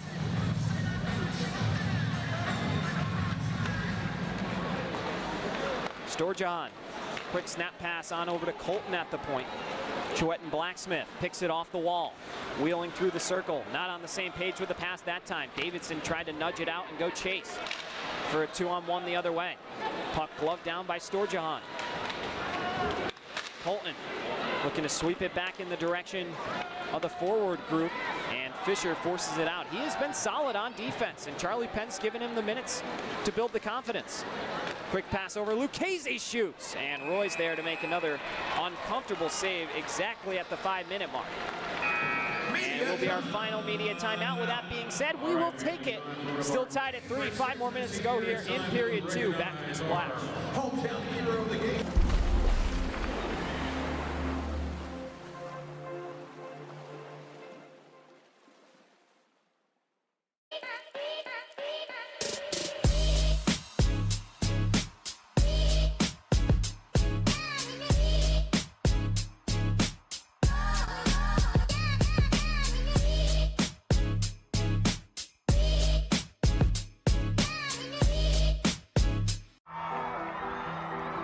When injury knocks you out, Bienville Orthopedic Specialists will be there for you every step of the way.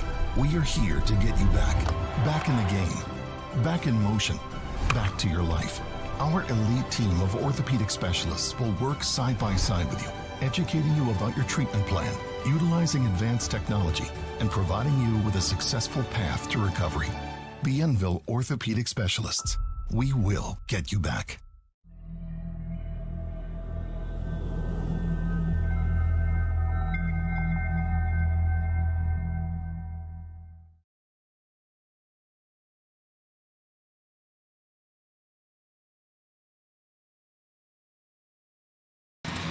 Back here in our Aaron's second period of action, Devin Novak along with you. They just honored our military men and women in the crowd here tonight.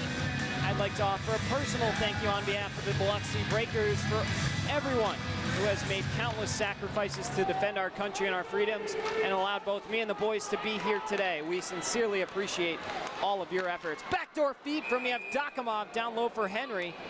That could have been a hat trick, but a good stick on the back end by Columbus to take it right away from Caden Henry. 4:49 to go on the clock. Shots are 20-18 Columbus. Columbus with just 5 shots in the frame. Biloxi has 10. So they're doing well in that department. They've made some good adjustments. One-timer from Lucchese, had time and space. Probably would have liked to have another rip at that one. Lucchese had an assist last night as well. Nerlin on over to Henry. Henry, quick pass, looking to get it to Yevdokimov again, but didn't have enough behind it. It's picked off. Texmo. As Roy retrieves his stick behind the play, they start to play the music again in the arena. It's been 3 times that's happened here tonight. And I get it. You're a DJ, you pick a song that you like, you think the crowd's going to get going, you can't wait to play it. Just get a little trigger happy. Lucchese's next bid goes up and into the netting. 4 minutes and 9 seconds to go, and both teams will get full changes. Beautiful venue here inside the Columbus Civic Center. I'll have to take a look at the attendance for you in our next intermission. These two teams have put on a show. A fun night of hockey nonetheless. It hasn't been a very physical game. Might hear that a few times there. But enough where both guys have had a few bangs and bruises to take home wherever they're headed. Crowder goes down on the near side, then gets the pass back from Conway, looking to head it back to the blue line for Dalton Anderson. Intercepted by Colin Ratt. Ratt scored his first professional goal in his professional debut last night for Columbus. Now here he goes, one-on-one, right around Delaney to the middle. Rosenzweig sprawls out, makes the save, and covers. Josh Rosenzweig with a brilliant save to keep this game tied, taking one away from Ratt. Tough back check for Tim Delaney. He's in a little pain as he climbs back to his feet. Let's make some noise here. Off flat-footed, and Ratt with a full head of speed just fired right around him. And that deer in the headlights moment when you're a defenseman is one of the worst you can experience throughout a game. But Delaney has been a nice acquisition since being acquired via trade with the Indiana Sentinels. Right back into the zone. Here's Thornton dancing into the middle. Somehow kept the puck with him, but lost it before he could uncork the shot. Fisher accepts a hit to play the puck out of the zone. Comes back over to Stoya. Stoya flips it into the neutral zone. Fake pass by Bondi. Now tries to swivel back to the near side. Cut off by a River Dragon. Thornton. Keller knocks Wickline off the puck. Thornton quickly to Stoya. Now Sabad. Stoya, one-timer comes in, and Rosenzweig saw that the whole way, right into the Breaker logo on his chest. Another face-off coming here at the 2:54 mark. Thank you to everybody spending your Saturday night with us here on Breakers TV on YouTube. Sport FM 106.3, Super Talk Mississippi. Devin Dobek along with you for the first of the 9 matchups between the Breakers and the River Dragons. River Dragons 5-4-0 this season. The Breakers 3-5-0. Number 4 team in the Continental in Columbus versus the number 5 in Biloxi. We're going to get a steady dose of them throughout these next few weeks, as we mentioned. Crowder in the corner. Bumped into by Galvin. Puck is dug off the wall. Controlled by Galvin. Sends it back into the corner. Quick stick check by Cole Crowder. And the puck comes back down low. Crowder looking for options. Tried to get it back over to Henry. Henry flips it up into the air and gloves it down, looking for Crowder's help once more. Finally, Henry comes away with the puck. Flips it up into the air for Nerlin to chase. Win. Back over off the skater, Yevdokimov. Yevdokimov trying to reel it back in and head on the end line. Instead, it's turned over. Delaney out of his own defensive zone. Snaps a pass on the backhand of Nerlin. He'll touch it in and go chase. Mike Wynn backhands one around the wall. Pikarczyk's the first one there. He tries to slip by Texmo. Texmo buries him into the wall. Comes back over to Roy, and he will cover. At 1:47 to go, another face-off in the offensive zone for Biloxi. They have controlled the zone here in this second period. They're outscoring Columbus 2-1 in the frame. Also leading in shots on goal in the second period, 10-7. So some positives for Biloxi in the middle chapter of 3.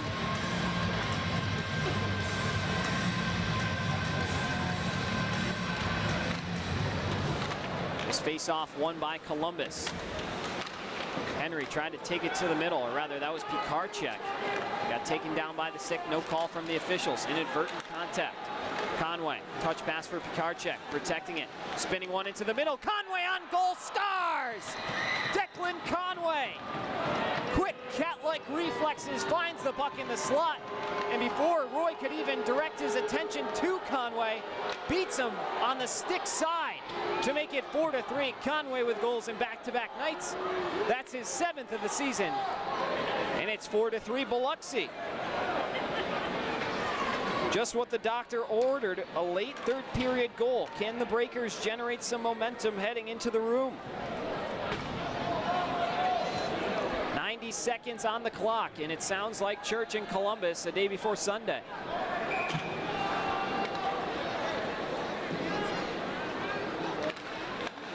Biloxi goals, quarter 44, Declan Conway, assisted by number 88, Brandon. Does this go to Lucchese? This goes to Lucchese as you have Yevdokimov trying to get a shot away in front. This top line, Nerlin, Henry, and Yevdokimov have worked the puck well. Nice hit by Crowder. A hard one on Sabat, took him down. And Sabat is in some pain as he slowly gets back to his feet. And Crowder skating in the direction of the penalty bench. Matt Stoyle with some words for Crowder, and the minor penalty streak for Cole Crowder lives to see another game. Breakers now in their 9th game. Crowder's had at least 2 penalty minutes in each of them. Kind of takes after his father Troy in that regard. Troy spent countless penalty minutes in the sin bin. Was an enforcer in the NHL who played for the Devils, Red Wings, Kings, and Canucks. So hockey runs through the Sudbury, Ontario native. And he's been keeping his father's old seat warm in the box throughout the earlier part of the season. And when you have physical play like that and not just a bad tripping penalty, you kind of just shake your head and take it. But it's another Raven and Rose tattoo penalty kill. As Crowder's minutes for roughing at 18:55. Here in second period. Let me hear you get loud, Columbus. Your Dragons are on the public. Coming up in our Coastal Prince second intermission, we will have Let's go Dragons! followed by our advertisements and our second intermission report right before we get going in period 3. 30 seconds to go in period 2. Biloxi looking to retain their 1-goal lead heading into the room. Down low, it's Hunter. He's been really quiet tonight. Quickly, another shot comes in. Rosenzweig nabs it out of the air. 18 seconds remaining here in period 2. Biloxi needs a face-off win and a clear so they can exhale. They'll change the penalty kill unit. Lucchese, Fisher, Conway, and Pikarczyk cowboy over the boards as Delaney, Anderson, Thornton, and Bondi will go take a break.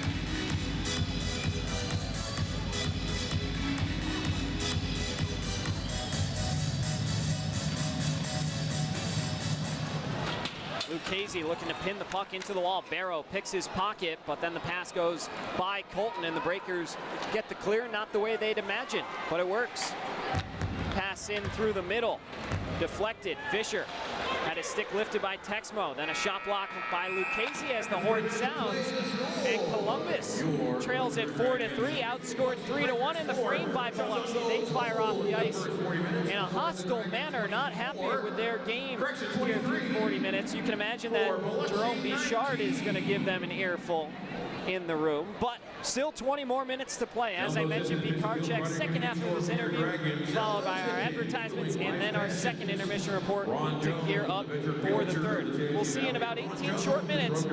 Don't go anywhere. 4-3, the Breakers in front, looking to get back into the win column in Columbus.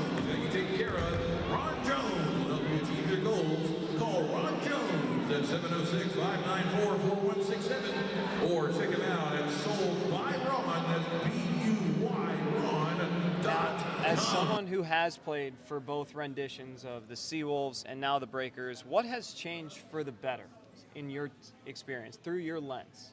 For my lens, I mean, last year was a little tough. I mean, for everybody, not just me. I came in late, so I think majority of the guys last year battled through it the whole year. But I think this year, just, the living accommodations have been really nice. The boys have been nice. My roommates have been good.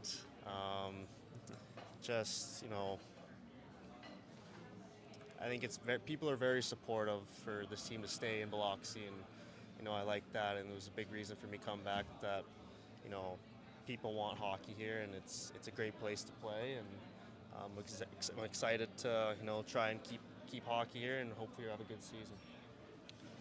So, what do you make of the team itself now? How is the culture? How is it built? What's it like to play for Coach Pens? And what's it going to take to put together a successful season long term? A successful season, it's going to take everybody to buy in. All our teammates, coaches, everybody's got to buy in. I think we're on the right path right now. It was a big 2 games that we had, but it's a long season. So again, we can't look that far ahead. It's day by day, practice by practice, game by game. But again, very excited. I think we do have the pieces to put together a good season. But it's just a matter of us, dialing it in and, putting a good show for the fans, and, that's it. Well. You mentioned it earlier, but what's it like to play with Yarrow and Henry? Is it the best line that you've ever played on, or your favorite line that you've ever played on? The proof's in the pudding. You're averaging almost 2 points a game playing with those 2 guys. So where do they rank among line mates you've had? Obviously, it's still early, but the success has been incredible. Yeah, no, they're 2 tremendous players. As far as best line, again, like you said, it's early, so I think as the year goes on, it could be, but I'll put a little sneak peek for my Timmins teammates, Brady Haroon, Nicholas Pigeon, those guys, very good players, had a great year, so maybe I'll give the edge to them. But as far as Yarrow and Henry, Henry just very good, tremendous puck possession guy, very good skill, speed. For myself, it's just to get in spots so he can find me with the puck. But yeah, very good player. And then Yarrow played at almost the highest level you can play at, so just learning from him, being in good spots for him as well, and learning lots from him, and he's been very good to me, so it's been good. He was given the captain's C last week. What are your thoughts on that, and how do you feel about Yarrow as a leader? Very good. He's obviously his language is a little iffy sometimes, but he's been very good. He speaks up when he has to. He's very direct, which I like. Most guys probably like that. But it's just respect, right? He's 32 years old, so some guys, we have a young team, so guys look up to him, and he's as pro as you can get, so I think it was a very good choice. So we already talked about your numbers from last year into this season now, but I think everybody wants to hear about your overtime winner. So take us through it, through your lens, start to finish. Take us through the play and the celebration afterwards, delivering the first win at Breaker Bay to the home fans. It had to be pretty cool. Yeah, it was super cool. So earlier on in the overtime, I had the puck and kind of turned it over, so that wasn't my plan, but it happens. And then a couple shifts later, with all that chaos of was it a goal, no goal, 2 times, we're kind of freaking out. The fans were loving it, and Yes, I think a D-man was coming off, and I didn't really see anybody changing, so I just jumped on the ice. We had 3 forwards out there, and I was just dashing to the blue line, and Henry took some ice, took some space, found me just streaking in, gave me the puck, and I just tried to put a quick release past the goalie, and ended up working out for me. And celebration-wise, just it was super loud, which was very cool, and just trying to enjoy it and take it all in. Yeah, it was a pretty awesome goal. And yeah, you mentioned it earlier also. There were 2 goals that I think everybody in the arena thought went in for a moment. I was never so sure on the broadcast. I thought one was off the post. The Bondi one is the only one I really couldn't tell. Would have to take a much closer look at that. But then with all the chaos, like you said, to come down and find a home for it, have that whole crowd pop, like you said, had to be a pretty surreal feeling. But wrapping up here, Pies, what changes has Coach Penn's made this season? What do you like about what he's building, about his practices? Why is it the edge that you guys have? I think we're probably one of the fastest teams in the league, very conditioned. His practices are, they're fast-paced. I like that. They're fast. They're hard. He's very direct as well. He wants us to do good, which is a good thing. He's been getting a lot of sponsorships over the summer, which has been good for the team.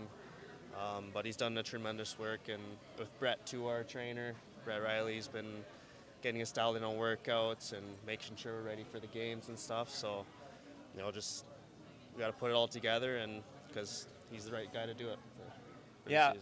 I'm glad you mentioned Brett, because I think he's someone who doesn't get a lot of the glory. He's more behind the scenes. Yeah. He's the assistant coach, but he does a ton of work with the guys. I mean, you guys have scheduled workouts and plans, and he breaks down guy by guy. What is Brett's impact on this organization? It's a lot. I mean, he's obviously, first of all, he's a good guy, good human. So, but he's got some funny stuff too. But he's been good with the workouts. He cares for you. Finds out your strengths and weaknesses. So he's put together like a workout plan for each of us, and works us hard, which is a good thing. So, ready for our workout tomorrow. If it's sprints or some plyos, we're going to be ready for it. Do you feel the impact of the workouts, like in real time? Has it hit you yet, or is it too soon to tell? Or do you notice little things in your game that have improved with his help? I think so, yeah, for sure. Like the plyometrics, it's like jumping on boxes and stuff. And I think maybe I've gained a little more speed to my game, or not as much fatigued late in the game, which is, a big thing for me is don't be tired like late in the game. Once you master cardio, everything becomes easy. So, but he's been really good for that, and excited to keep it going with him. All right, Lucas, last question for you. What's your message to the fans? 7 games gone down. You guys have won back-to-back. You've been a big part of that. 2 more games coming this weekend. You guys go on the road for a bit, but it seems like now is the time to, as you put it, buy in. Yep. Yeah, time to buy in. To the fans, first of all, thank you. Try and pack the Coliseum as much as we can, and then it's our job to give you a fun and exciting game and win some games, and because you guys all deserve that. And like hockey should be here because it's a great place to play. I think it's probably the best place to play in the league when things are going right. So, just thank you, and excited for the season to keep going, and hopefully we can make the playoffs. You heard it from Lucas Pikarczyk, excuse me. I remember I had that going in the beginning. Happens, That's one of our inside jokes. I've always got it. My Polish ancestors would be very upset with me. Oh. But Lucas Pikarczyk, thanks so much for joining me on the show here tonight. Looking forward to seeing how you and the exception line break things in this weekend. But for now, I'll be back in a moment to wrap things up right here on Breaker Banter.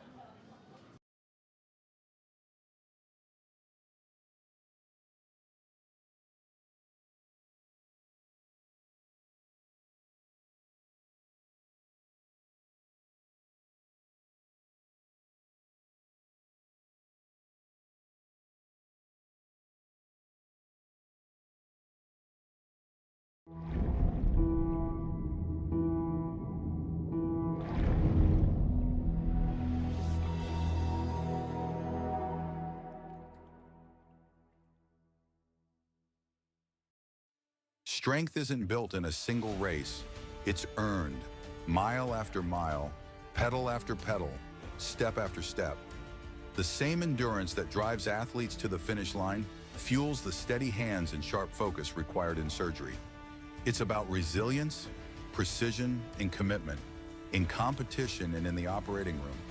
Because true performance means showing up with excellence, no matter the arena.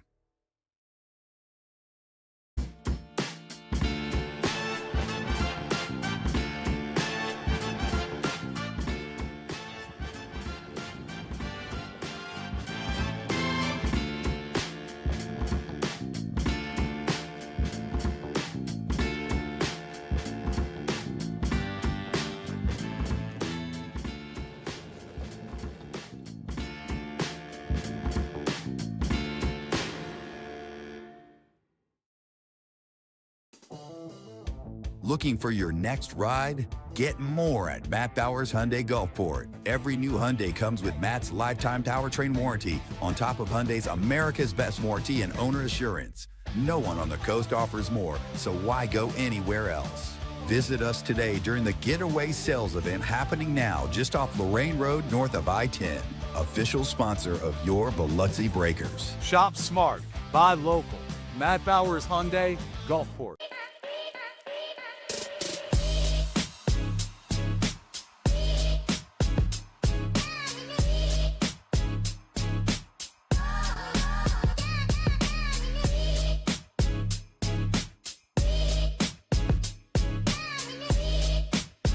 Ben & Jerry's is serving up true ice cream euphoria inside the Hard Rock Hotel and Casino in Biloxi. You're sure to find your new favorite among more than 34 flavors. Let us scoop yours in one of our freshly baked waffle cones. Ben & Jerry's at Hard Rock Hotel and Casino Biloxi, where euphoria awaits.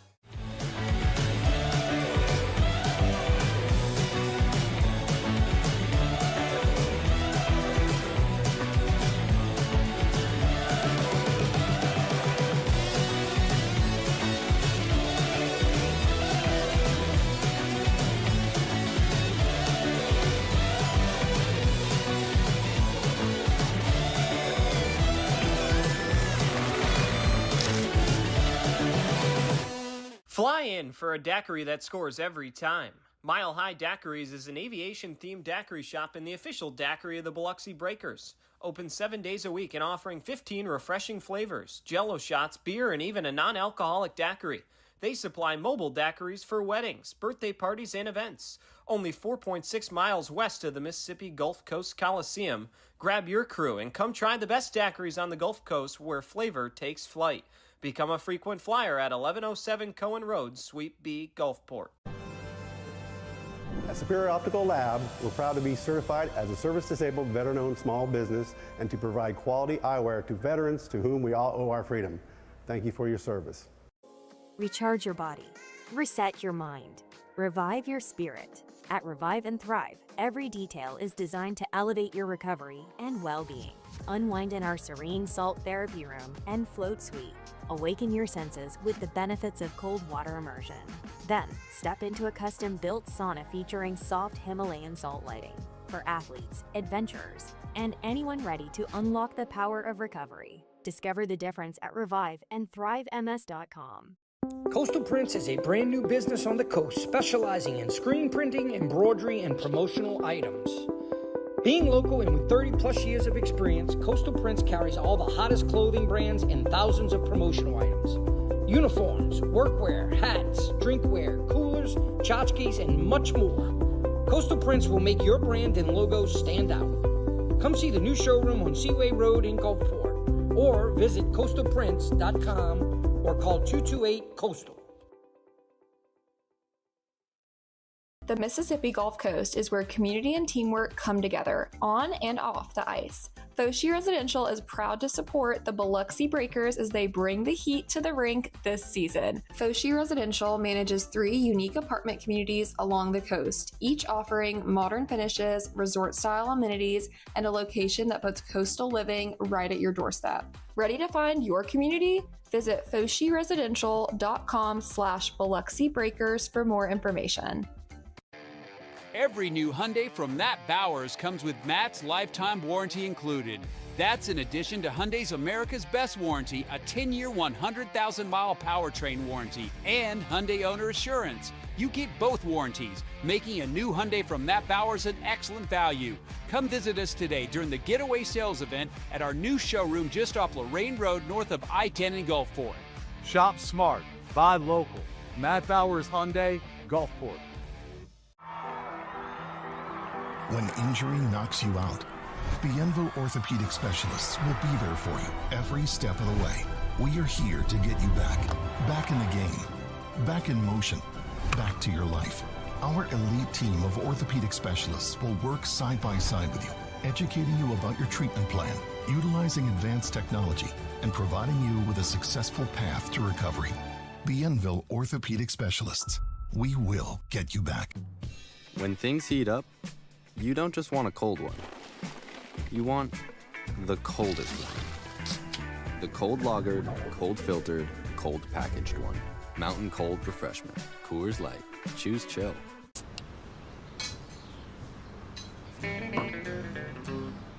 Hello out there, we're on the air. It's hockey night tonight.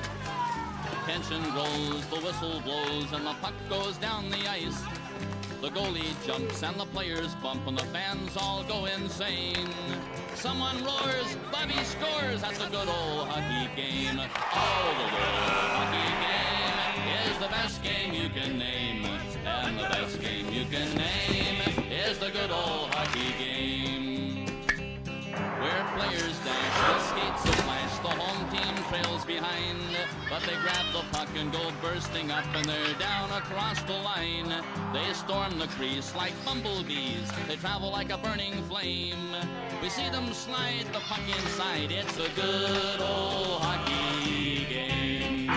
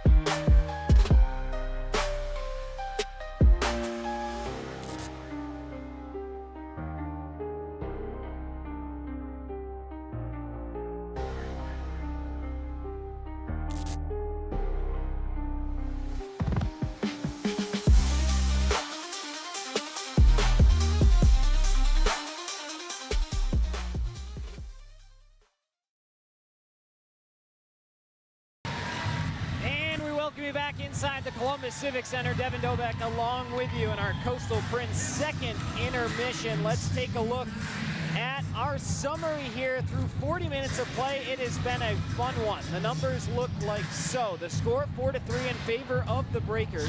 Shots 24-19 in favor of the River Dragons. But the Breakers outshot Columbus 11-9 in the previous frame. So a good mark to see there. On the power play, the Breakers are 1 for 2. Columbus is 0 for 2. The Breakers have surrendered a shorthanded goal, though, so Columbus is 1 for 3 on special teams opportunities here in our second intermission. 4 penalty minutes aside as well. Let's take a look now at our intermission summary with the names included. The scoring was opened by Blacksmith at 8:15, his first of the season. Then Henry answered to tie it at 1 at 12:53. Then moments later at 15:11, the shorthanded goal to Pizzamenti, his second. Back to Caden Henry in period 2, 23 seconds in. Number 23 ties it to make it 2-2. 3 minutes after that, a power play goal for Yev Dakamov. That should say his 6th of the season, not his 3rd. Blacksmith made it 3-3 at 8:08 with his second of the night. And then Conway scores to give the Breakers a 4-3 edge here as we gear up for our half-shell Oyster House third period of action.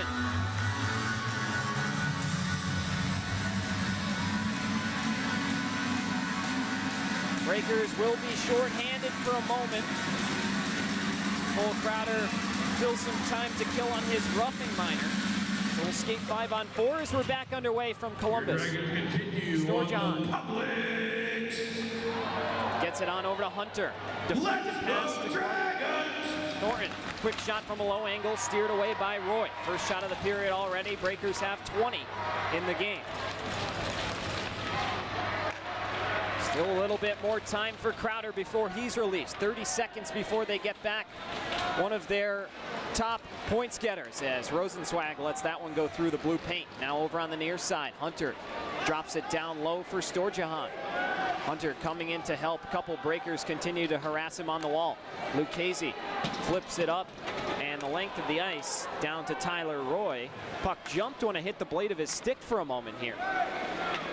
Final couple seconds of the Raven and Rose tattoo penalty kill as Cole Crowder will be released from the sin bin and back to work. 1 minute gone by here in the third. Maybe an odd man opportunity the other way. Caden Henry already has 2 on hat-trick watch. You have Dokimov, a quick pass across, able to stay onside. Henry dodges one defender in Colton. Back across for Nerlin. Now you have Dokimov. Let it go all the way through. Delaney sending one off the pad in front. You have Dokimov sweeps it to the corner. Nerlin had to hop over his stick. And Columbus right back to work the other way. Holding on to it, skating in softly as Wickline. There was a little daylight on the glove side of Rosenzweig, but he couldn't find it. Stoya, another low angle shot, and Rosenzweig has to hug that one to his chest for another whistle and a face-off. 18:27 to go here in the third. Wherever you're joining us from, happy to have you along board with myself, Devin Dobek, here on Breakers TV on YouTube, Sporthy and 106.3 Super Talk Mississippi.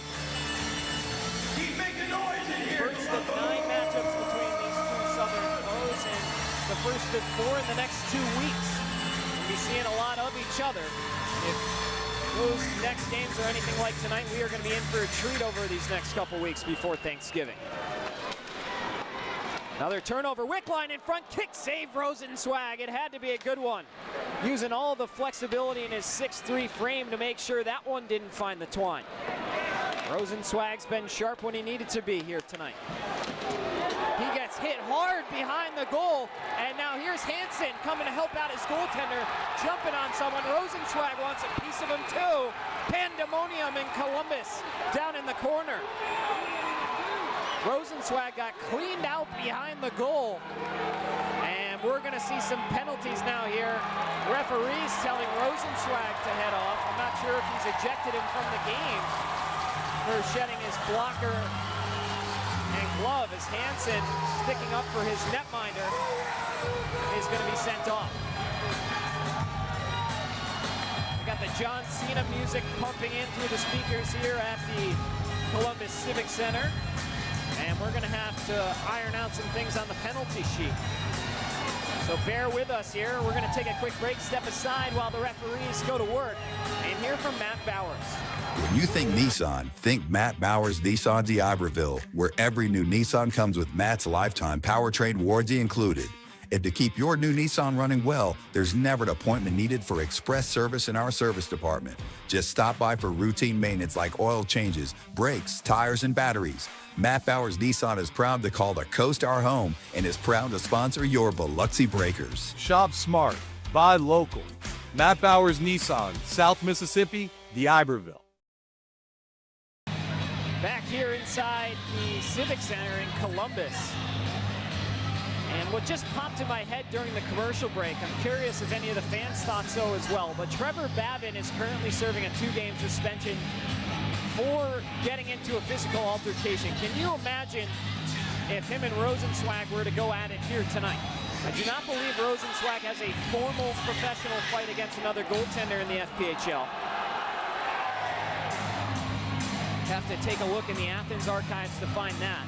But he is good at drawing penalties, but it definitely got cleaned out behind his own cage here as you have Dokimov and Underwood await to see what the verdict will be on the penalty sheet. Anderson's been sent to the box. There's also a River Dragon whose number is covered sitting down in the box. As a couple fans just thought Rosenzweig was skating off to the exit for an ejection. He was just taking a lap over to keep the legs warm. So we'll continue to sit tight here as the officials continue to conference with both respective captains. Dalton Anderson has been sent over to the penalty bench as well, so that will be the penalty served for Josh Rosenzweig.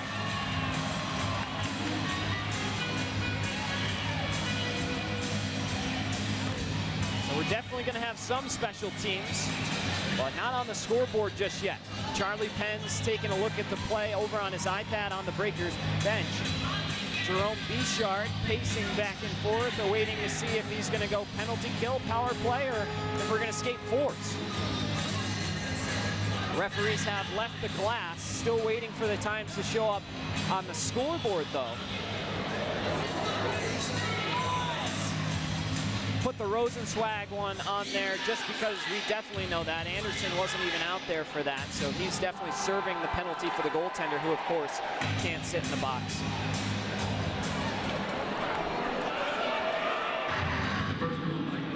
So we continue to stand by. Crowder now wants an explanation.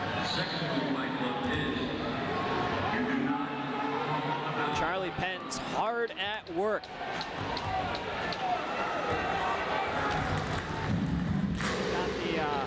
SEC, maybe the UGA chant going up on the jumbo, trying to get these fans into it. They've been giving SEC football score updates as well.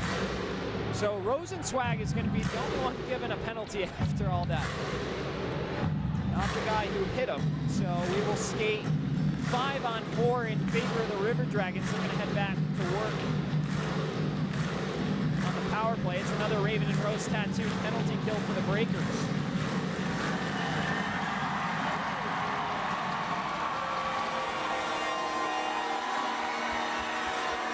Columbus 0 for 2 on the evening in power play opportunities. They do have a shorthanded goal.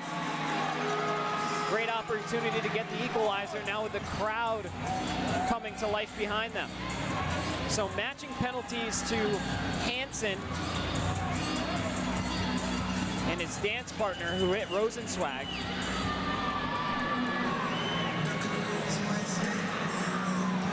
And then Rosenzweig given an extra 2. Still waiting to drop the puck here. Referees are looking over to the bench of Bichard. He shrugs his shoulders and the referee says, okay, we'll play now. Not sure what that could have been about, but Jerome Bichard, just a simple shoulder shrug and action, I guess is what that means. Bondi on over to Galvin. So they're going to announce all the penalties now. Number 10, Cody Wickline. It was Cody Wickline that ran into Rosenzweig. He gets 2 minutes for roughing, 2 minutes for goaltender interference. Rosenzweig gets 2 for leaving the crease. And Hansen gets 2 for unsportsmanlike and 2 for roughing. Sticking up for his goaltender there. You'll love to see that from the assistant captain in Hansen. Sabat had his pass deflect in front, and Blacksmith had a chance to get it on goal. Now Thornton tips it out of the zone. He's got some speed. See if he kicks it into gear. Tried to dance through him, man, with a nice little move there. But lost it in transition. That was almost a highlight reel opportunity for Carter Thornton. I'm telling you, he gets one and the floodgates are going to open, and he's going to be one of the most prolific offensive players on this team with the opportunities and places he finds himself in the right spot. Keller gives it over to Pikarczyk, who's able to clear it down. 50 seconds to go on the minor penalty assessed to Rosenzweig, served by Dalton Anderson. Breaking out of their own end, Moore. Windmill deke around Blake Keller. Stretches out for Storjahan, and an icing is the indication from the referee as Rosenzweig goes for a skate. Another Ben & Jerry's at the Hard Rock Cafe icing, if you will.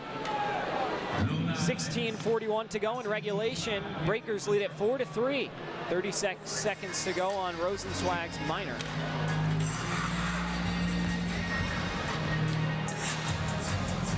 Yeah, I would not want to be the officials having to iron that out. Credit to them. I think they definitely got it right. It's tough because Hansen didn't get too much to warrant a roughing, in my opinion, but seems like everything's sorted out pretty good other than that. Henry forces a turnover. He tries to go from north to south, but can't get fast enough. Flat-footed, couldn't find a gear. Columbus right back to work here. Pass to the middle from Moore. That's a poke check. Now Hunter closed in, and Rosenzweig makes another save. Couldn't be cleared out. Backhand feed picked off by Yevdokimov. He'll go 2-on-2. River Dragon blows a tire. Henry back over to Yevdokimov for Henry again, and he whiffed on the shot attempt. And then Yevdokimov got taken out behind the end wall. Incidental contact there as Moore slow to his feet. Breakers are back to full strength. The Raven and Rose tattoo penalty kill expires.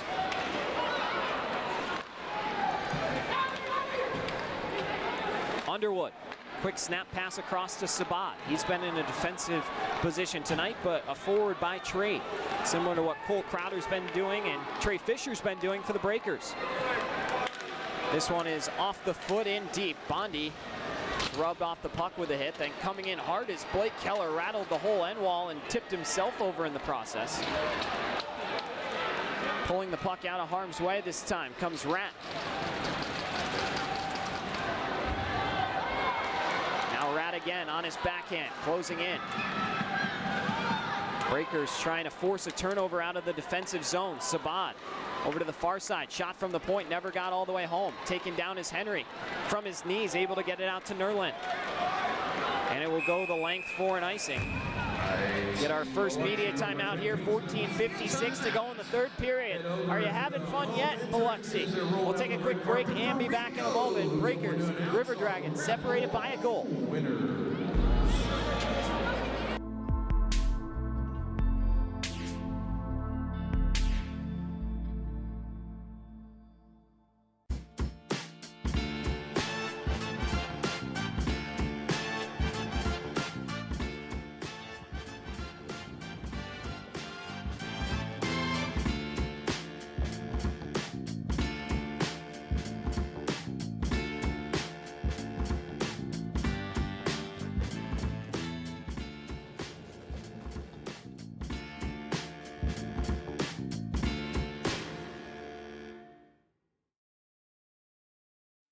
Strength isn't built in a single race. It's earned, mile after mile, pedal after pedal, step after step. The same endurance that drives athletes to the finish line fuels the steady hands and sharp focus required in surgery. It's about resilience, precision, and commitment in competition and in the operating room.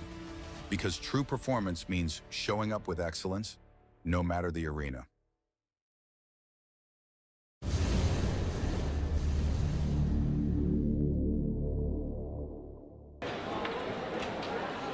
Next raffle we gonna pull is. They're doing a quick raffle over on the ice with the Dark Knight giant shuffler.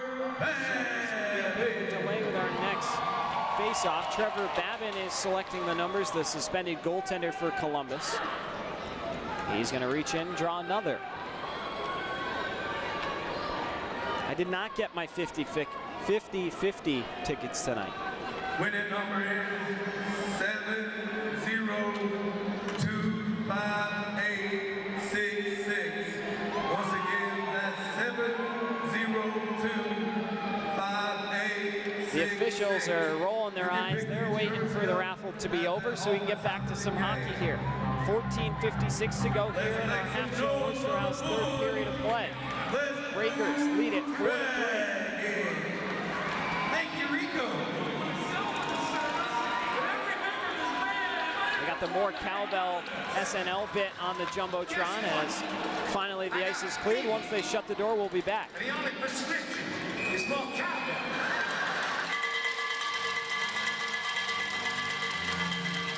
Here come the cowbells here in Columbus. hockey town of the South is what they coin it. Delaney chipping it up towards Caden Henry. Henry out of his defensive zone, shoved off the puck by Storjohn. Behind the goal, a pass back door, and the shot had plenty of room to find a home, but unable to bury it was Storjohn. One he wants back. Another shot in the direction of Rosenzweig, picked off by Fisher. He goes high off the window and out.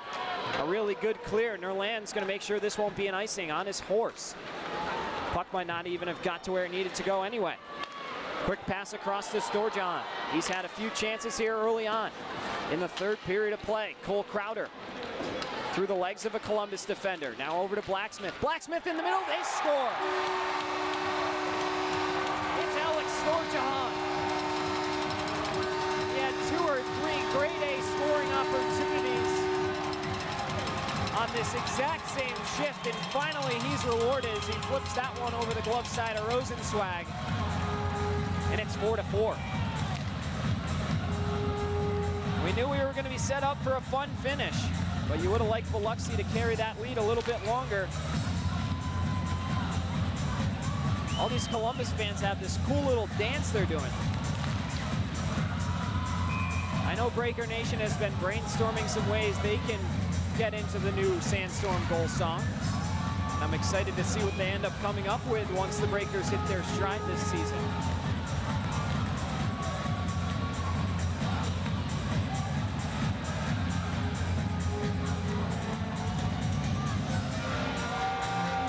Referees once again skating over to the bench, delaying the face-off. Shots are 27-21 in favor of the River Dragons. All tied up at 4 on the scoreboard. Devin Dobeck along with you. Dalton Anderson will take the ensuing face-off and tie it up against Ryan Kelton. River Dragons goal scored by number 4. Anderson flanking down low. Sends it over for a low angle shot for Bondi. And jumped on by Tyler Roy. Actually, that was Declan Conway from over on the far side, 44-42. Much easier to see the numbers here tonight. Columbus does the black numbers on black uniforms, but instead of the dull gold color Monroe had, they've got a nice bright teal outlining it, so it's pretty easy to tell. They also have the last names in blue.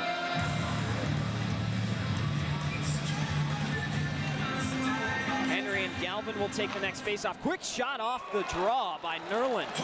It's gobbled up by Roy, and we'll do it again as quick as we started.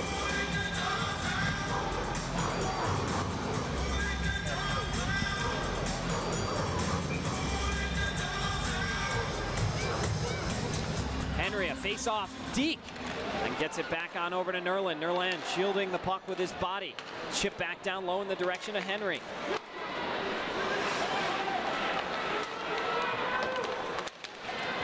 Now down low once again.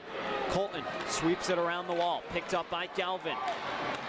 Columbus into stride. Moore hits the brakes for a moment. A couple shimmy shakes, trying to shake away Tim Delaney, who sticks with him like white on rice. Bondi around the wall for Nerland. Nerland into the middle for Yevdokimov. He was hindered with by Mike Wynn, and the puck goes back into the neutral zone. Nerland able to force an errant pass that's picked off by Crowder. Shoved off the puck is Pikarczyk that time. It comes over to Trey Fisher. Fisher wheeling around, takes a hit hard into the wall, but plays the puck in deep. Crowder stepped back to make sure he didn't get caught jumping at the blue line, and a turnover naturally comes about. Pikarczyk's quick shot into the glove of Tyler Roy, a bullet. Another face-off set to come, 12:49 to go here in the third.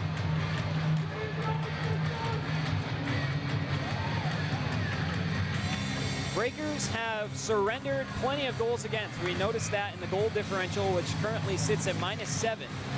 But for all the offensive production they've had, averaging 4.4 goals per game, they've definitely given up plenty of their own. That's proved to be true again here tonight. Hansen stepping up to collect the puck. Tried to get it to his forehand and tuck it 5-hole.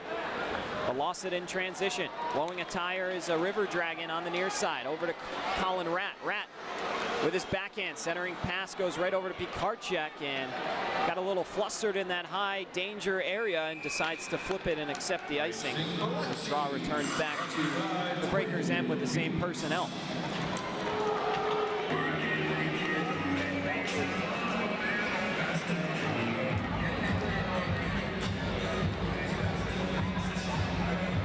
Pesimenti will take the draw against Hansen back in the Breakers zone.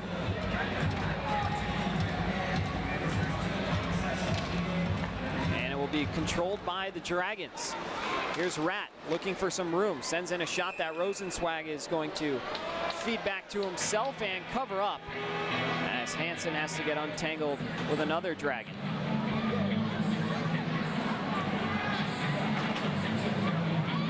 Breakers will get a full personnel change. Coming in is Davidson, Delaney, Keller, Thornton, and Cole Crowder.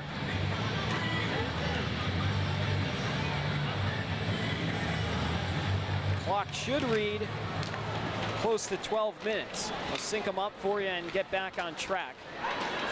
As in front, now closing on in are the River Dragons. Another shimmy shake move. Called out by Crowder on Rat. Down low again. Here's Wickline pivoting away from Thornton. Rat from a low angle, turned aside by Rosenzweig. Off the wall, quick chance in front, deflected, they score! Columbus was dominating the zone time with all kinds of traffic in front. And that one's deflected up and over the end goal line.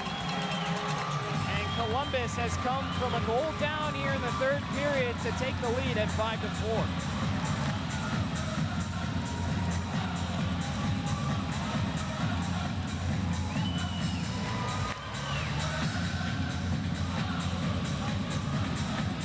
Breakers outscored Columbus in the previous frame 3-1. They outshot them as well. This period has not been the same.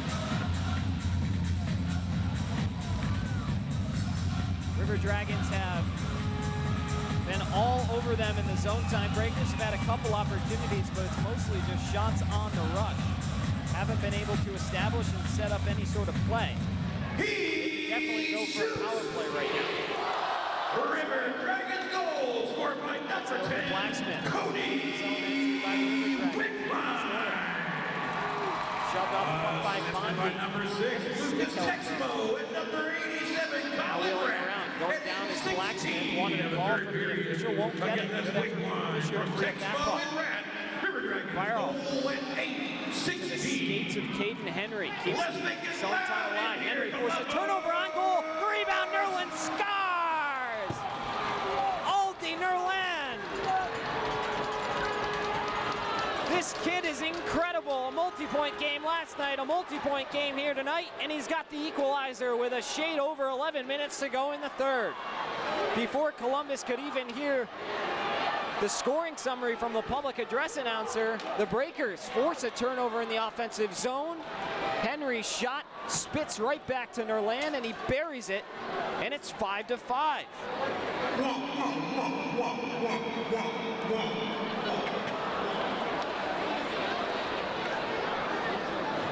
And Columbus is stunned. A crowd that was just rocking after getting back-to-back goals to take the lead has given it back just as quick as they got it within the next minute. Assisted by number 23, Caden Henry, at 8:51, third period. Henry credited with the only assist on that one. Conway on over in the direction of Hansen. A collision at the center red line. Juggling it in his skates is Ryan Hunter. Hunter bumped into by Conway. Plays the puck back to his D-man. Colton plays catch with his partner Mike Wynn. Pass over to the near side for Tyler Moore. Or excuse me, Kevin Moore. Kyle Moore is sent on in, excuse me. Colton on over to Conway. Over to the far side wall again in front of the Columbus bench. Hansen looking to dig it out of harm's way. Conway couldn't get it in deep. Wynn sends it back the other way. About half halfway through our third period of action, 5-5. It's been a fun one. River Dragons and the Breakers. Keller turns it over on the near side, or forces a turnover, I should say. Sabat hit into the wall by Keller, but Columbus able to repossess the puck. Tim Delaney goes off the window and sends it into the neutral zone. Anderson giving chase. Knocked away. Keller right back into the play. Skates by Thornton. Thornton back for Keller, but just behind his bandwidth. Keller wheeling back around the goal, hit hard by Pezzamenti. Able to soccer it on over to Anderson. Seawolf to Seawolf. Delaney had his shot blocked up and back behind the end line. Just inside, Bondi able to keep it in while tiptoeing, but flips it up and into the netting.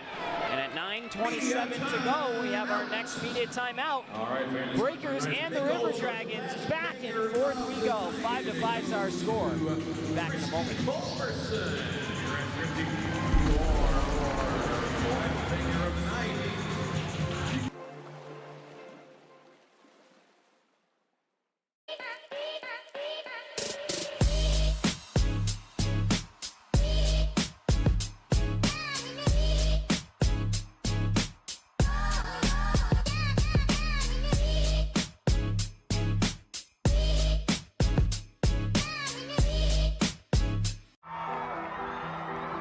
When injury knocks you out, Bienville Orthopedic Specialists will be there for you every step of the way.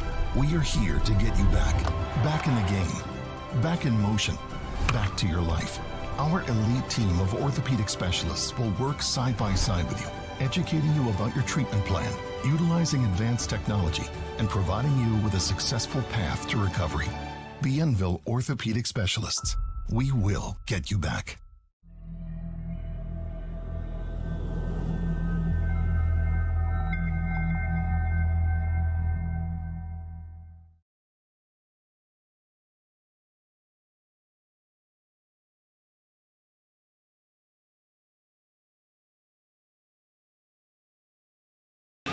Welcome you back. Let's take you through our out-of-town scoreboard quickly.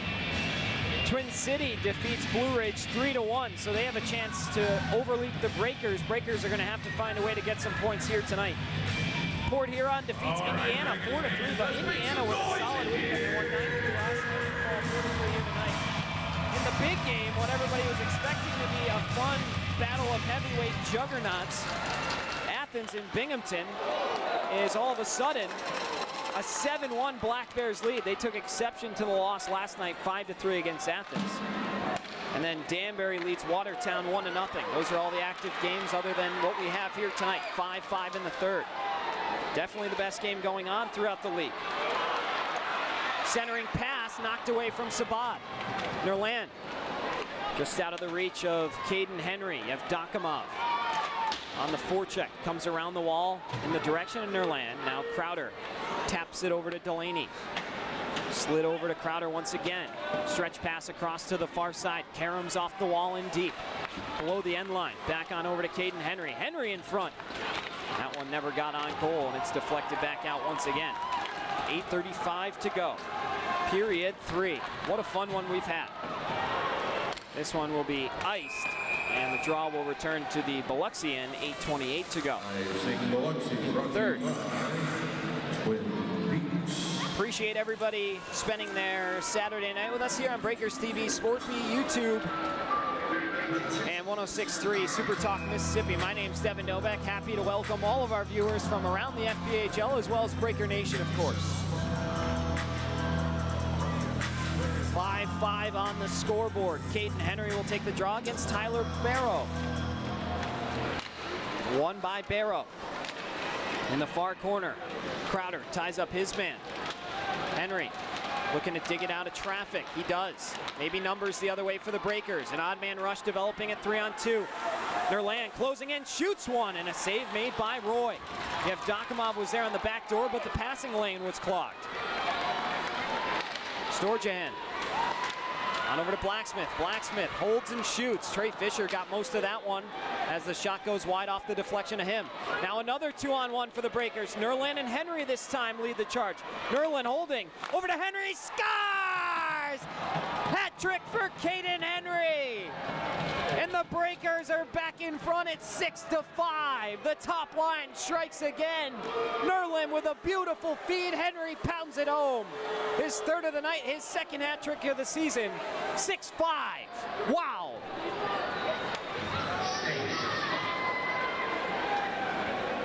This is a fun game. Back and forth we go. Teams trading goals. Just when you think someone's going to pull away, back comes the opponent. 6-5 Biloxi. Lucchese being harassed with the stick. 88 on 88 with Ryan Hunter. Over to the far side. Yevdokimov gets an assist as well. So that top line, despite being shaken up a little bit, has proven to be pretty good. Pretty great, if you will, with Nerland being plugged in. Moore looking for Rat. Pass deflects back over to Moore. Down on a knee that time was Lucchese. He's in a little bit of pain. You can see him grimacing as he punches over his stick. Rat pivots away from the back check of Biloxi down in the end wall. Thornton looking to dig it out of traffic, shielding it with his body. It's knocked away, belonging to Columbus. On the back end, kicking it to his forehand and wheeling it on goal is Hunter, and it goes up and off the glass. Down low again, Lucchese runs into his man behind the end wall. Hunter slowing things down. Columbus has established the zone. Breakers trying to force him out to the perimeter. Nice move by Hunter to get by Lucchese. And his shot's turned aside by Rosenzweig. Lucchese takes a big cross check. And Rosenzweig heads to the bench. Breakers are going to head a man up. Lucchese draws a penalty.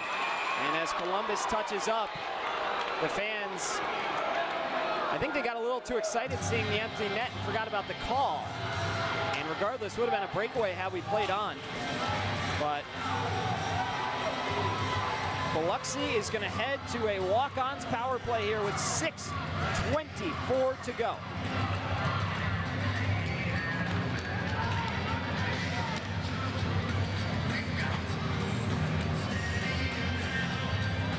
Another hello to our friends at Walk-Ons in D'Iberville taking in this game.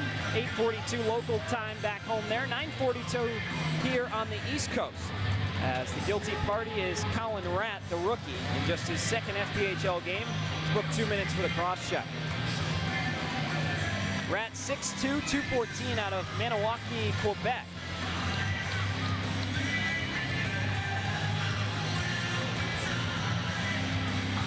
So walk-ons power play for Biloxi. Let's see what they can do with it. Conway in the end wall. Tries to win a puck battle, instead it's cleared. Rosenzweig uses his paddle to settle it. He's gonna have to boogie back to his own cage.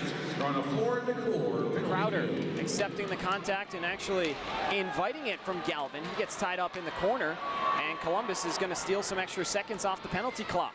Henry on over to Yevdokimov to the tape of Conway. Declan Conway shoots it on in deep. Below the end line, bats it back around to Henry. Henry on over to Nerland. Nerland on the far circle, surveying, sends it across to Yevdokimov. In front for a quick tip by Conway, and he just had it blow up off his toe and sent it over the net. Conway probably wishes he had that one back.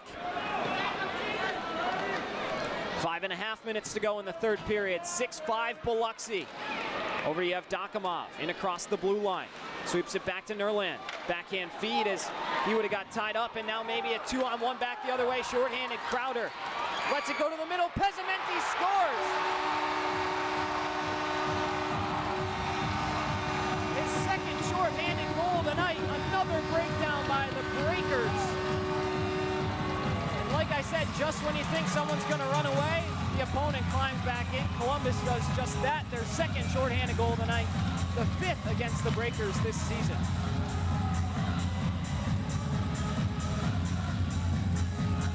Breakers still do have another 51 seconds of man advantage time, but momentum has headed back to the home team. Ben Pezzamenti muscles it through Rosenzweig one way or the other. And once again, we are deadlocked. Thought the Ben 6-5 inside in overtime was a good one. How about this one here tonight in Columbus? Another candidate for our game of the year early on in our season. This game, number 9. Officially 1/7 of the way through the season as of last night. Now here comes Barrow. Knocked away by Thornton. Blacksmith. Kicked away by Dalton Anderson, or rather Darius Davidson. Hansen holding on the far side, waiting for something to develop. Inside 10 seconds to go on the minor assist to Colin Ratt. Over to Anderson, finds Thornton into the middle, looking for Davidson. Davidson a little too indecisive. Pikarczyk leaves it in on the blue line. Thornton not on the same page with Anderson, and the puck will be sent down the length of the ice. Ratt's going to be the first one there to pick it on up, surveying for options. Hansen closes him off below the end line. Closing in on the 4-minute mark here. Wickline around the wall hard, gets by Ratt. Galvin darting to the middle, nobody home in the slot. Yevdokimov tilts the ice north to south, back the other way. On over to Conway. Conway had the pass jump off of his stick. His centering feat for Yevdokimov is snuffed out. Now here come the River Dragons. Another shot is turned aside by Rosenzweig. He's had to be good here tonight to keep this a 6-6 game. A lot of grade A opportunities. Yevdokimov forces one in on goal. Save made. Hunter at the blue line, slows it down. Fisher flanks him, forcing an errant pass that Bondi collects. Bondi swivels back away from the pressure of Hunter and slows things down. Now Trey Fisher out of his own end, snapping a pass, looking for Henry. It finds its way to Keller. Keller, drop pass for Henry. Saucered back to Yevdokimov. Backhand feed back over to Henry. A little out of his reach. Breakers will switch places. Keller looking in front for Yevdokimov, almost found him. And finally the puck is banked out inside 3 minutes to go here in regulation. Fisher over to Bondi. Thornton stepping up to knock the puck back over to the far side. Now in a race with a couple Dragons. Thornton had his stick slashed out of his hands. The officials say no call. As this one will be all the way in, no icing. Referees wave it off. Wheeling back around through the circle is Keller. Saucers it over Anderson to Thornton. Breakers enter the zone well, but then a delayed offside call. And this will be our final media timeout in regulation. 6-6. We continue to go back and forth. Breakers and the Dragons trading punches here in Biloxi.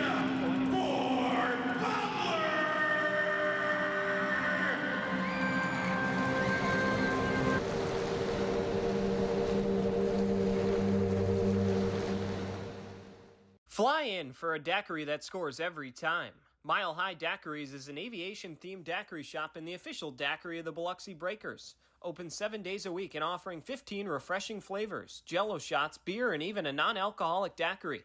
They supply mobile daiquiris for weddings, birthday parties, and events. Only 4.6 miles west of the Mississippi Gulf Coast Coliseum. Grab your crew and come try the best daiquiris on the Gulf Coast where flavor takes flight. Become a frequent flyer at 1107 Cohen Road, Suite B, Gulfport.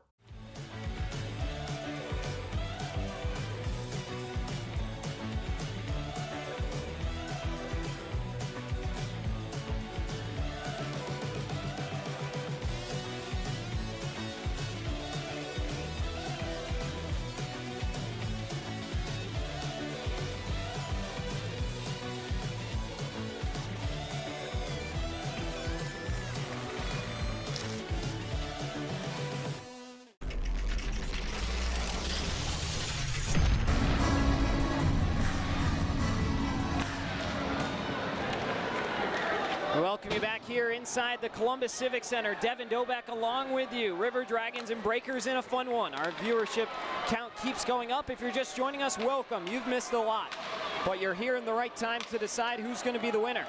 6-6 Breakers Dragons closing down between the number 4 and 5 team in the Continental Division. Centering pass, Rosenzweig, glove save.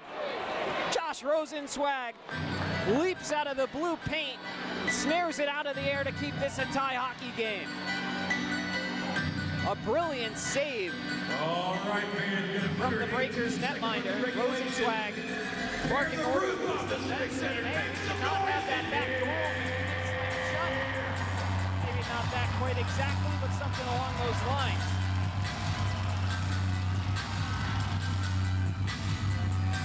As they're going to throw Farrell off the face-off drop, but he is currently protesting. Peaceful protest with the official, and finally he says, all right, I'll head over to the wing. Coming in now is Storjohn. He had the 5th goal to give Columbus the lead before Biloxi rattled off 2, and then it was tied shorthanded by Pezzamenti. Another shot through traffic gets in on Rosenzweig, and the Breakers are able to clear. Chipped out to Declan Conway, on over to Pikarczyk. Looking back for Conway, had his pass jammed up, and the puck sent back into the offensive zone. 90 seconds to play here in regulation. 6-6 our score. That pass intercepted by Bondi. He comes right back in across the blue line and has his pocket picked by Thornton. Here comes Wickline. Wheeling over to the far side, knocked away by Crowder, and then we go 2-on-1 for the Breakers the other way. Nerlin and Henry. Nerlin between the legs, back for Henry. In on goal, it comes to Roy, and then there's a big hit behind the play. As Nerlin just got his welcome to the FPHL hit, it seemed to be a little bit late. Cade Henry trying to stick up for his teammate, but also not wanting to head to the penalty bench.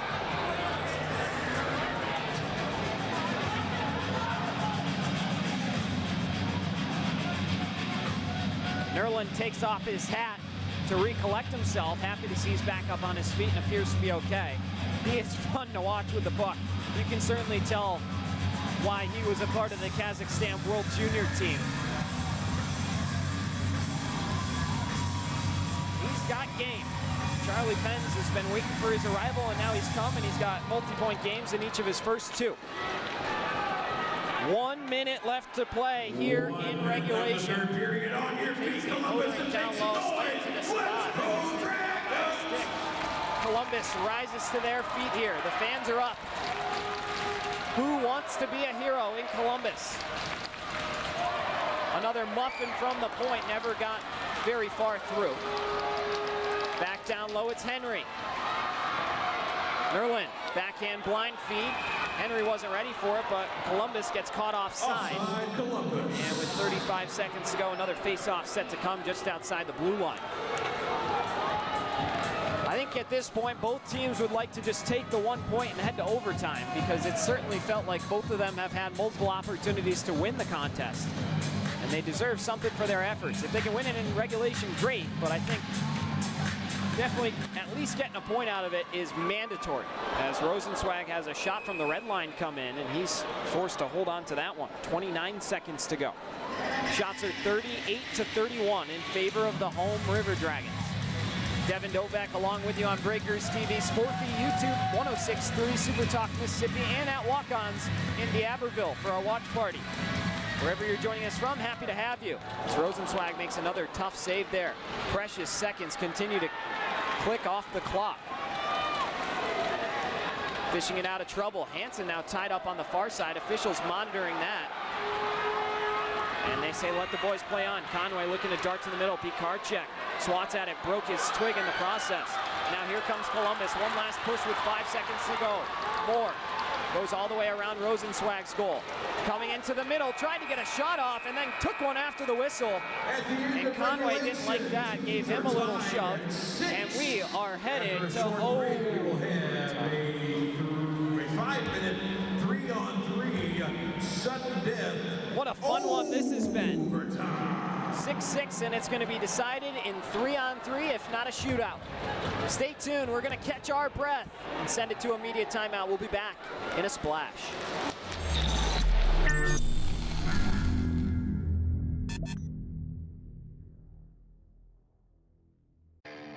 Every new Hyundai from Matt Bowers comes with Matt's lifetime warranty included.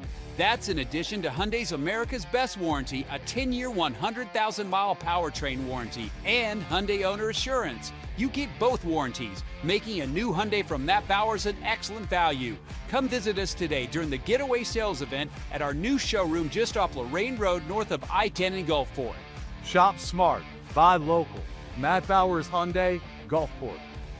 Ben & Jerry's is serving up true ice cream euphoria inside the Hard Rock Hotel and Casino in Biloxi. You're sure to find your new favorite among more than 34 flavors. Let us scoop yours in one of our freshly baked waffle cones. Ben & Jerry's at Hard Rock Hotel and Casino Biloxi, where euphoria awaits.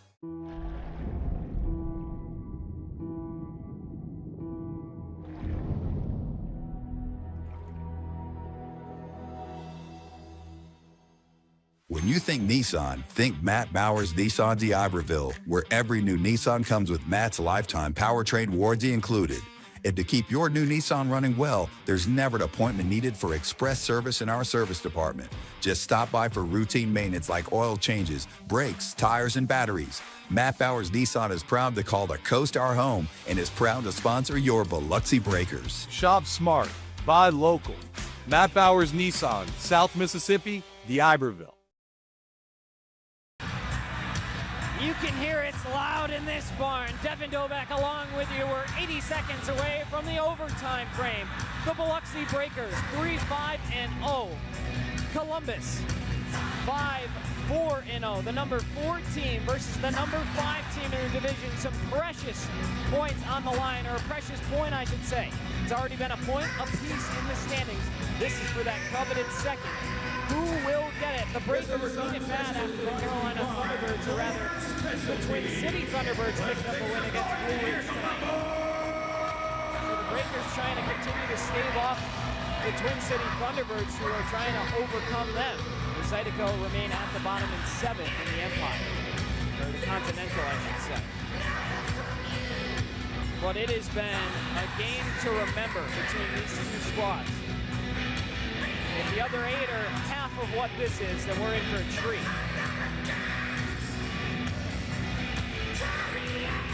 Taking a look at our goal scoring summary. Blacksmith opened it at 8:15 from Storjahan and Lucas Texmo. At 12:53, Caden Henry tied it from Nerland. Then at 15:11, short-handed, Pezzamenti scores from Wickline. Into the second period, 23 seconds in, Caden Henry scores to tie it from Nerland and Yevdokimov. 3:43 on the power play. Yevdokimov cashes in from Henry and Crowder. Then it was Blacksmith tying it once again. Then Conway scored. Storjahan, Wickline, Nerland, Henry, and Pezzamenti.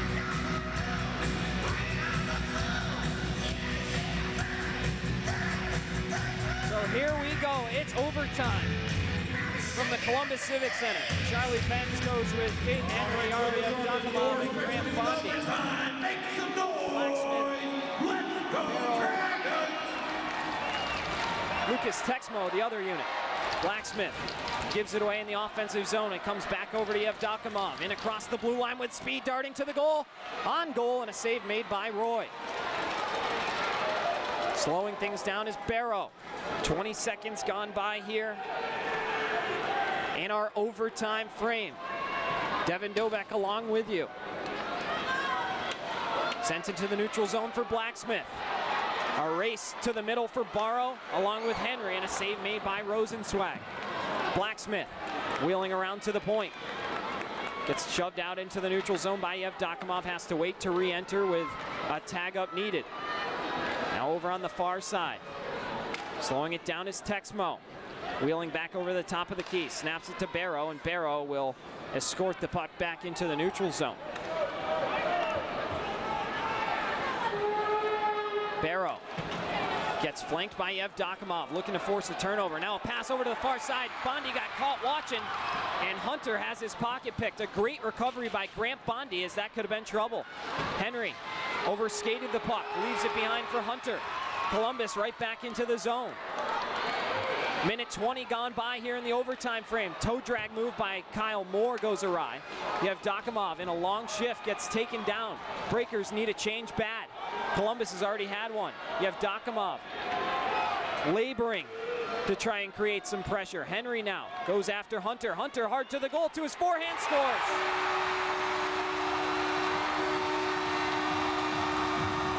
And the River Dragons sweep their home opening weekend. They take this one by a final of 7-6 in overtime. Breakers had a long shift. And the forward group was tired, and Ryan Hunter, one of the most prolific goal scorers for the River Dragons, was quiet all night. Then he comes and checks in with his 9th of the season here in overtime. And Biloxi will hit the road back home with just the 1 point. A fun one here tonight between these two teams. Whoever you were cheering for, if you're a hockey fan, it was fun. Of course, the Breakers would have liked to have pulled out the victory, but instead, we will step aside and get ready for our post-game show. I'll come back with you to break it all down. On the other side of this break, we will be back in a spot.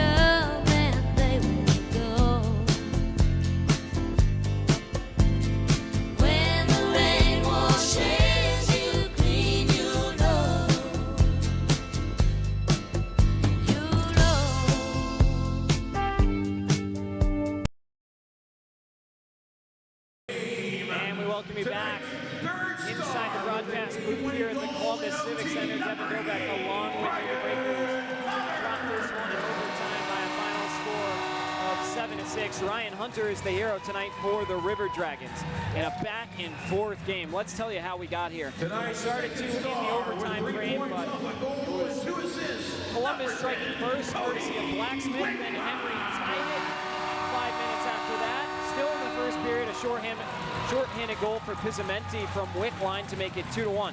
Into the second period, the Breakers get 2 in the first 4 minutes. First, it's Henry from Nerland, and you have Dakamov at 23 seconds, and then at 3:43, you have Dakamov scores from Henry and Cole Crowder. At 8:08, Blacksmith gets his second of the night from Barrow and Stoya to tie it at 3. Declan Conway then made it 4-3 on a bullet from in between the slot, heading into the room for Archek, making it 4-3. Into the third period, 5:49, Storjahan from Barrow and Blacksmith makes it 4-4. Wickline gives Columbus the lead at 5-4 from Texmo and Colin Ratt. Then Nerland, less than 30 seconds later, ties it once more from Caden Henry at 5-5. Caden Henry then gives the Breakers the lead, making it 6-5 with a hat-trick goal from Nerland and Yevdokimov. And then Columbus got something that's been the Breakers' kryptonite, a shorthanded goal at 14:45. Pizzamenti, once again, 2 shorthanded goals for him tonight. Wickline the assist, as well as Brody Thornton. And then in overtime at 102 seconds, Ryan Hunter scores from Kyle Moore and Kirk Underwood. Well, if you're the Breakers, you fall to 3-5-1. You're still trying to fight your way up these Continental Division standings against some opponents that are tough. We saw that with Monroe last night. We saw that with Columbus here tonight. You're going to be playing this exact same team for 3 of the next 4 games. So they'll be ready. They'll find a way to game plan throughout this week, be back here for a set next weekend. But just one, if you're a Breakers fan, it makes you a little bit crazy because they have multiple opportunities to close out the River Dragons and just failed to do so. Giving up those 2 shorthanded goals, they've now given up the most in the FPHL with their 5. That's been a consistent problem for them all season long. And when you look back at some of the games they've lost because of the shorthanded goals, a couple 7-6 losses mixed in there as well. So if the Breakers can just at least go that 2 minutes without surrendering a goal, let alone scoring one themselves, then we might have a record above 500, but all that's hearsay, all that is hypotheticals. It's the game of hockey. There's bad bounces sometimes, there's defensive breakdowns, there's good goals, and tonight we had a little bit of everything. Not a whole lot of physicality, but I'm sure that will pick up with 3 matchups in the next 4 games, as I mentioned. But a fun one here tonight. The boys are going to head back and get ready to go for next weekend. Huge thank you to everybody from around the FPHL and Breaker Nation for tuning in. Also, walk-ons in D'Aberville, we appreciate you tuning in as well. On behalf of myself, Devin Dobak, the voice of the Breakers, thanks so much for tuning into our broadcast here on Breakers TV, and always remember to live the dream.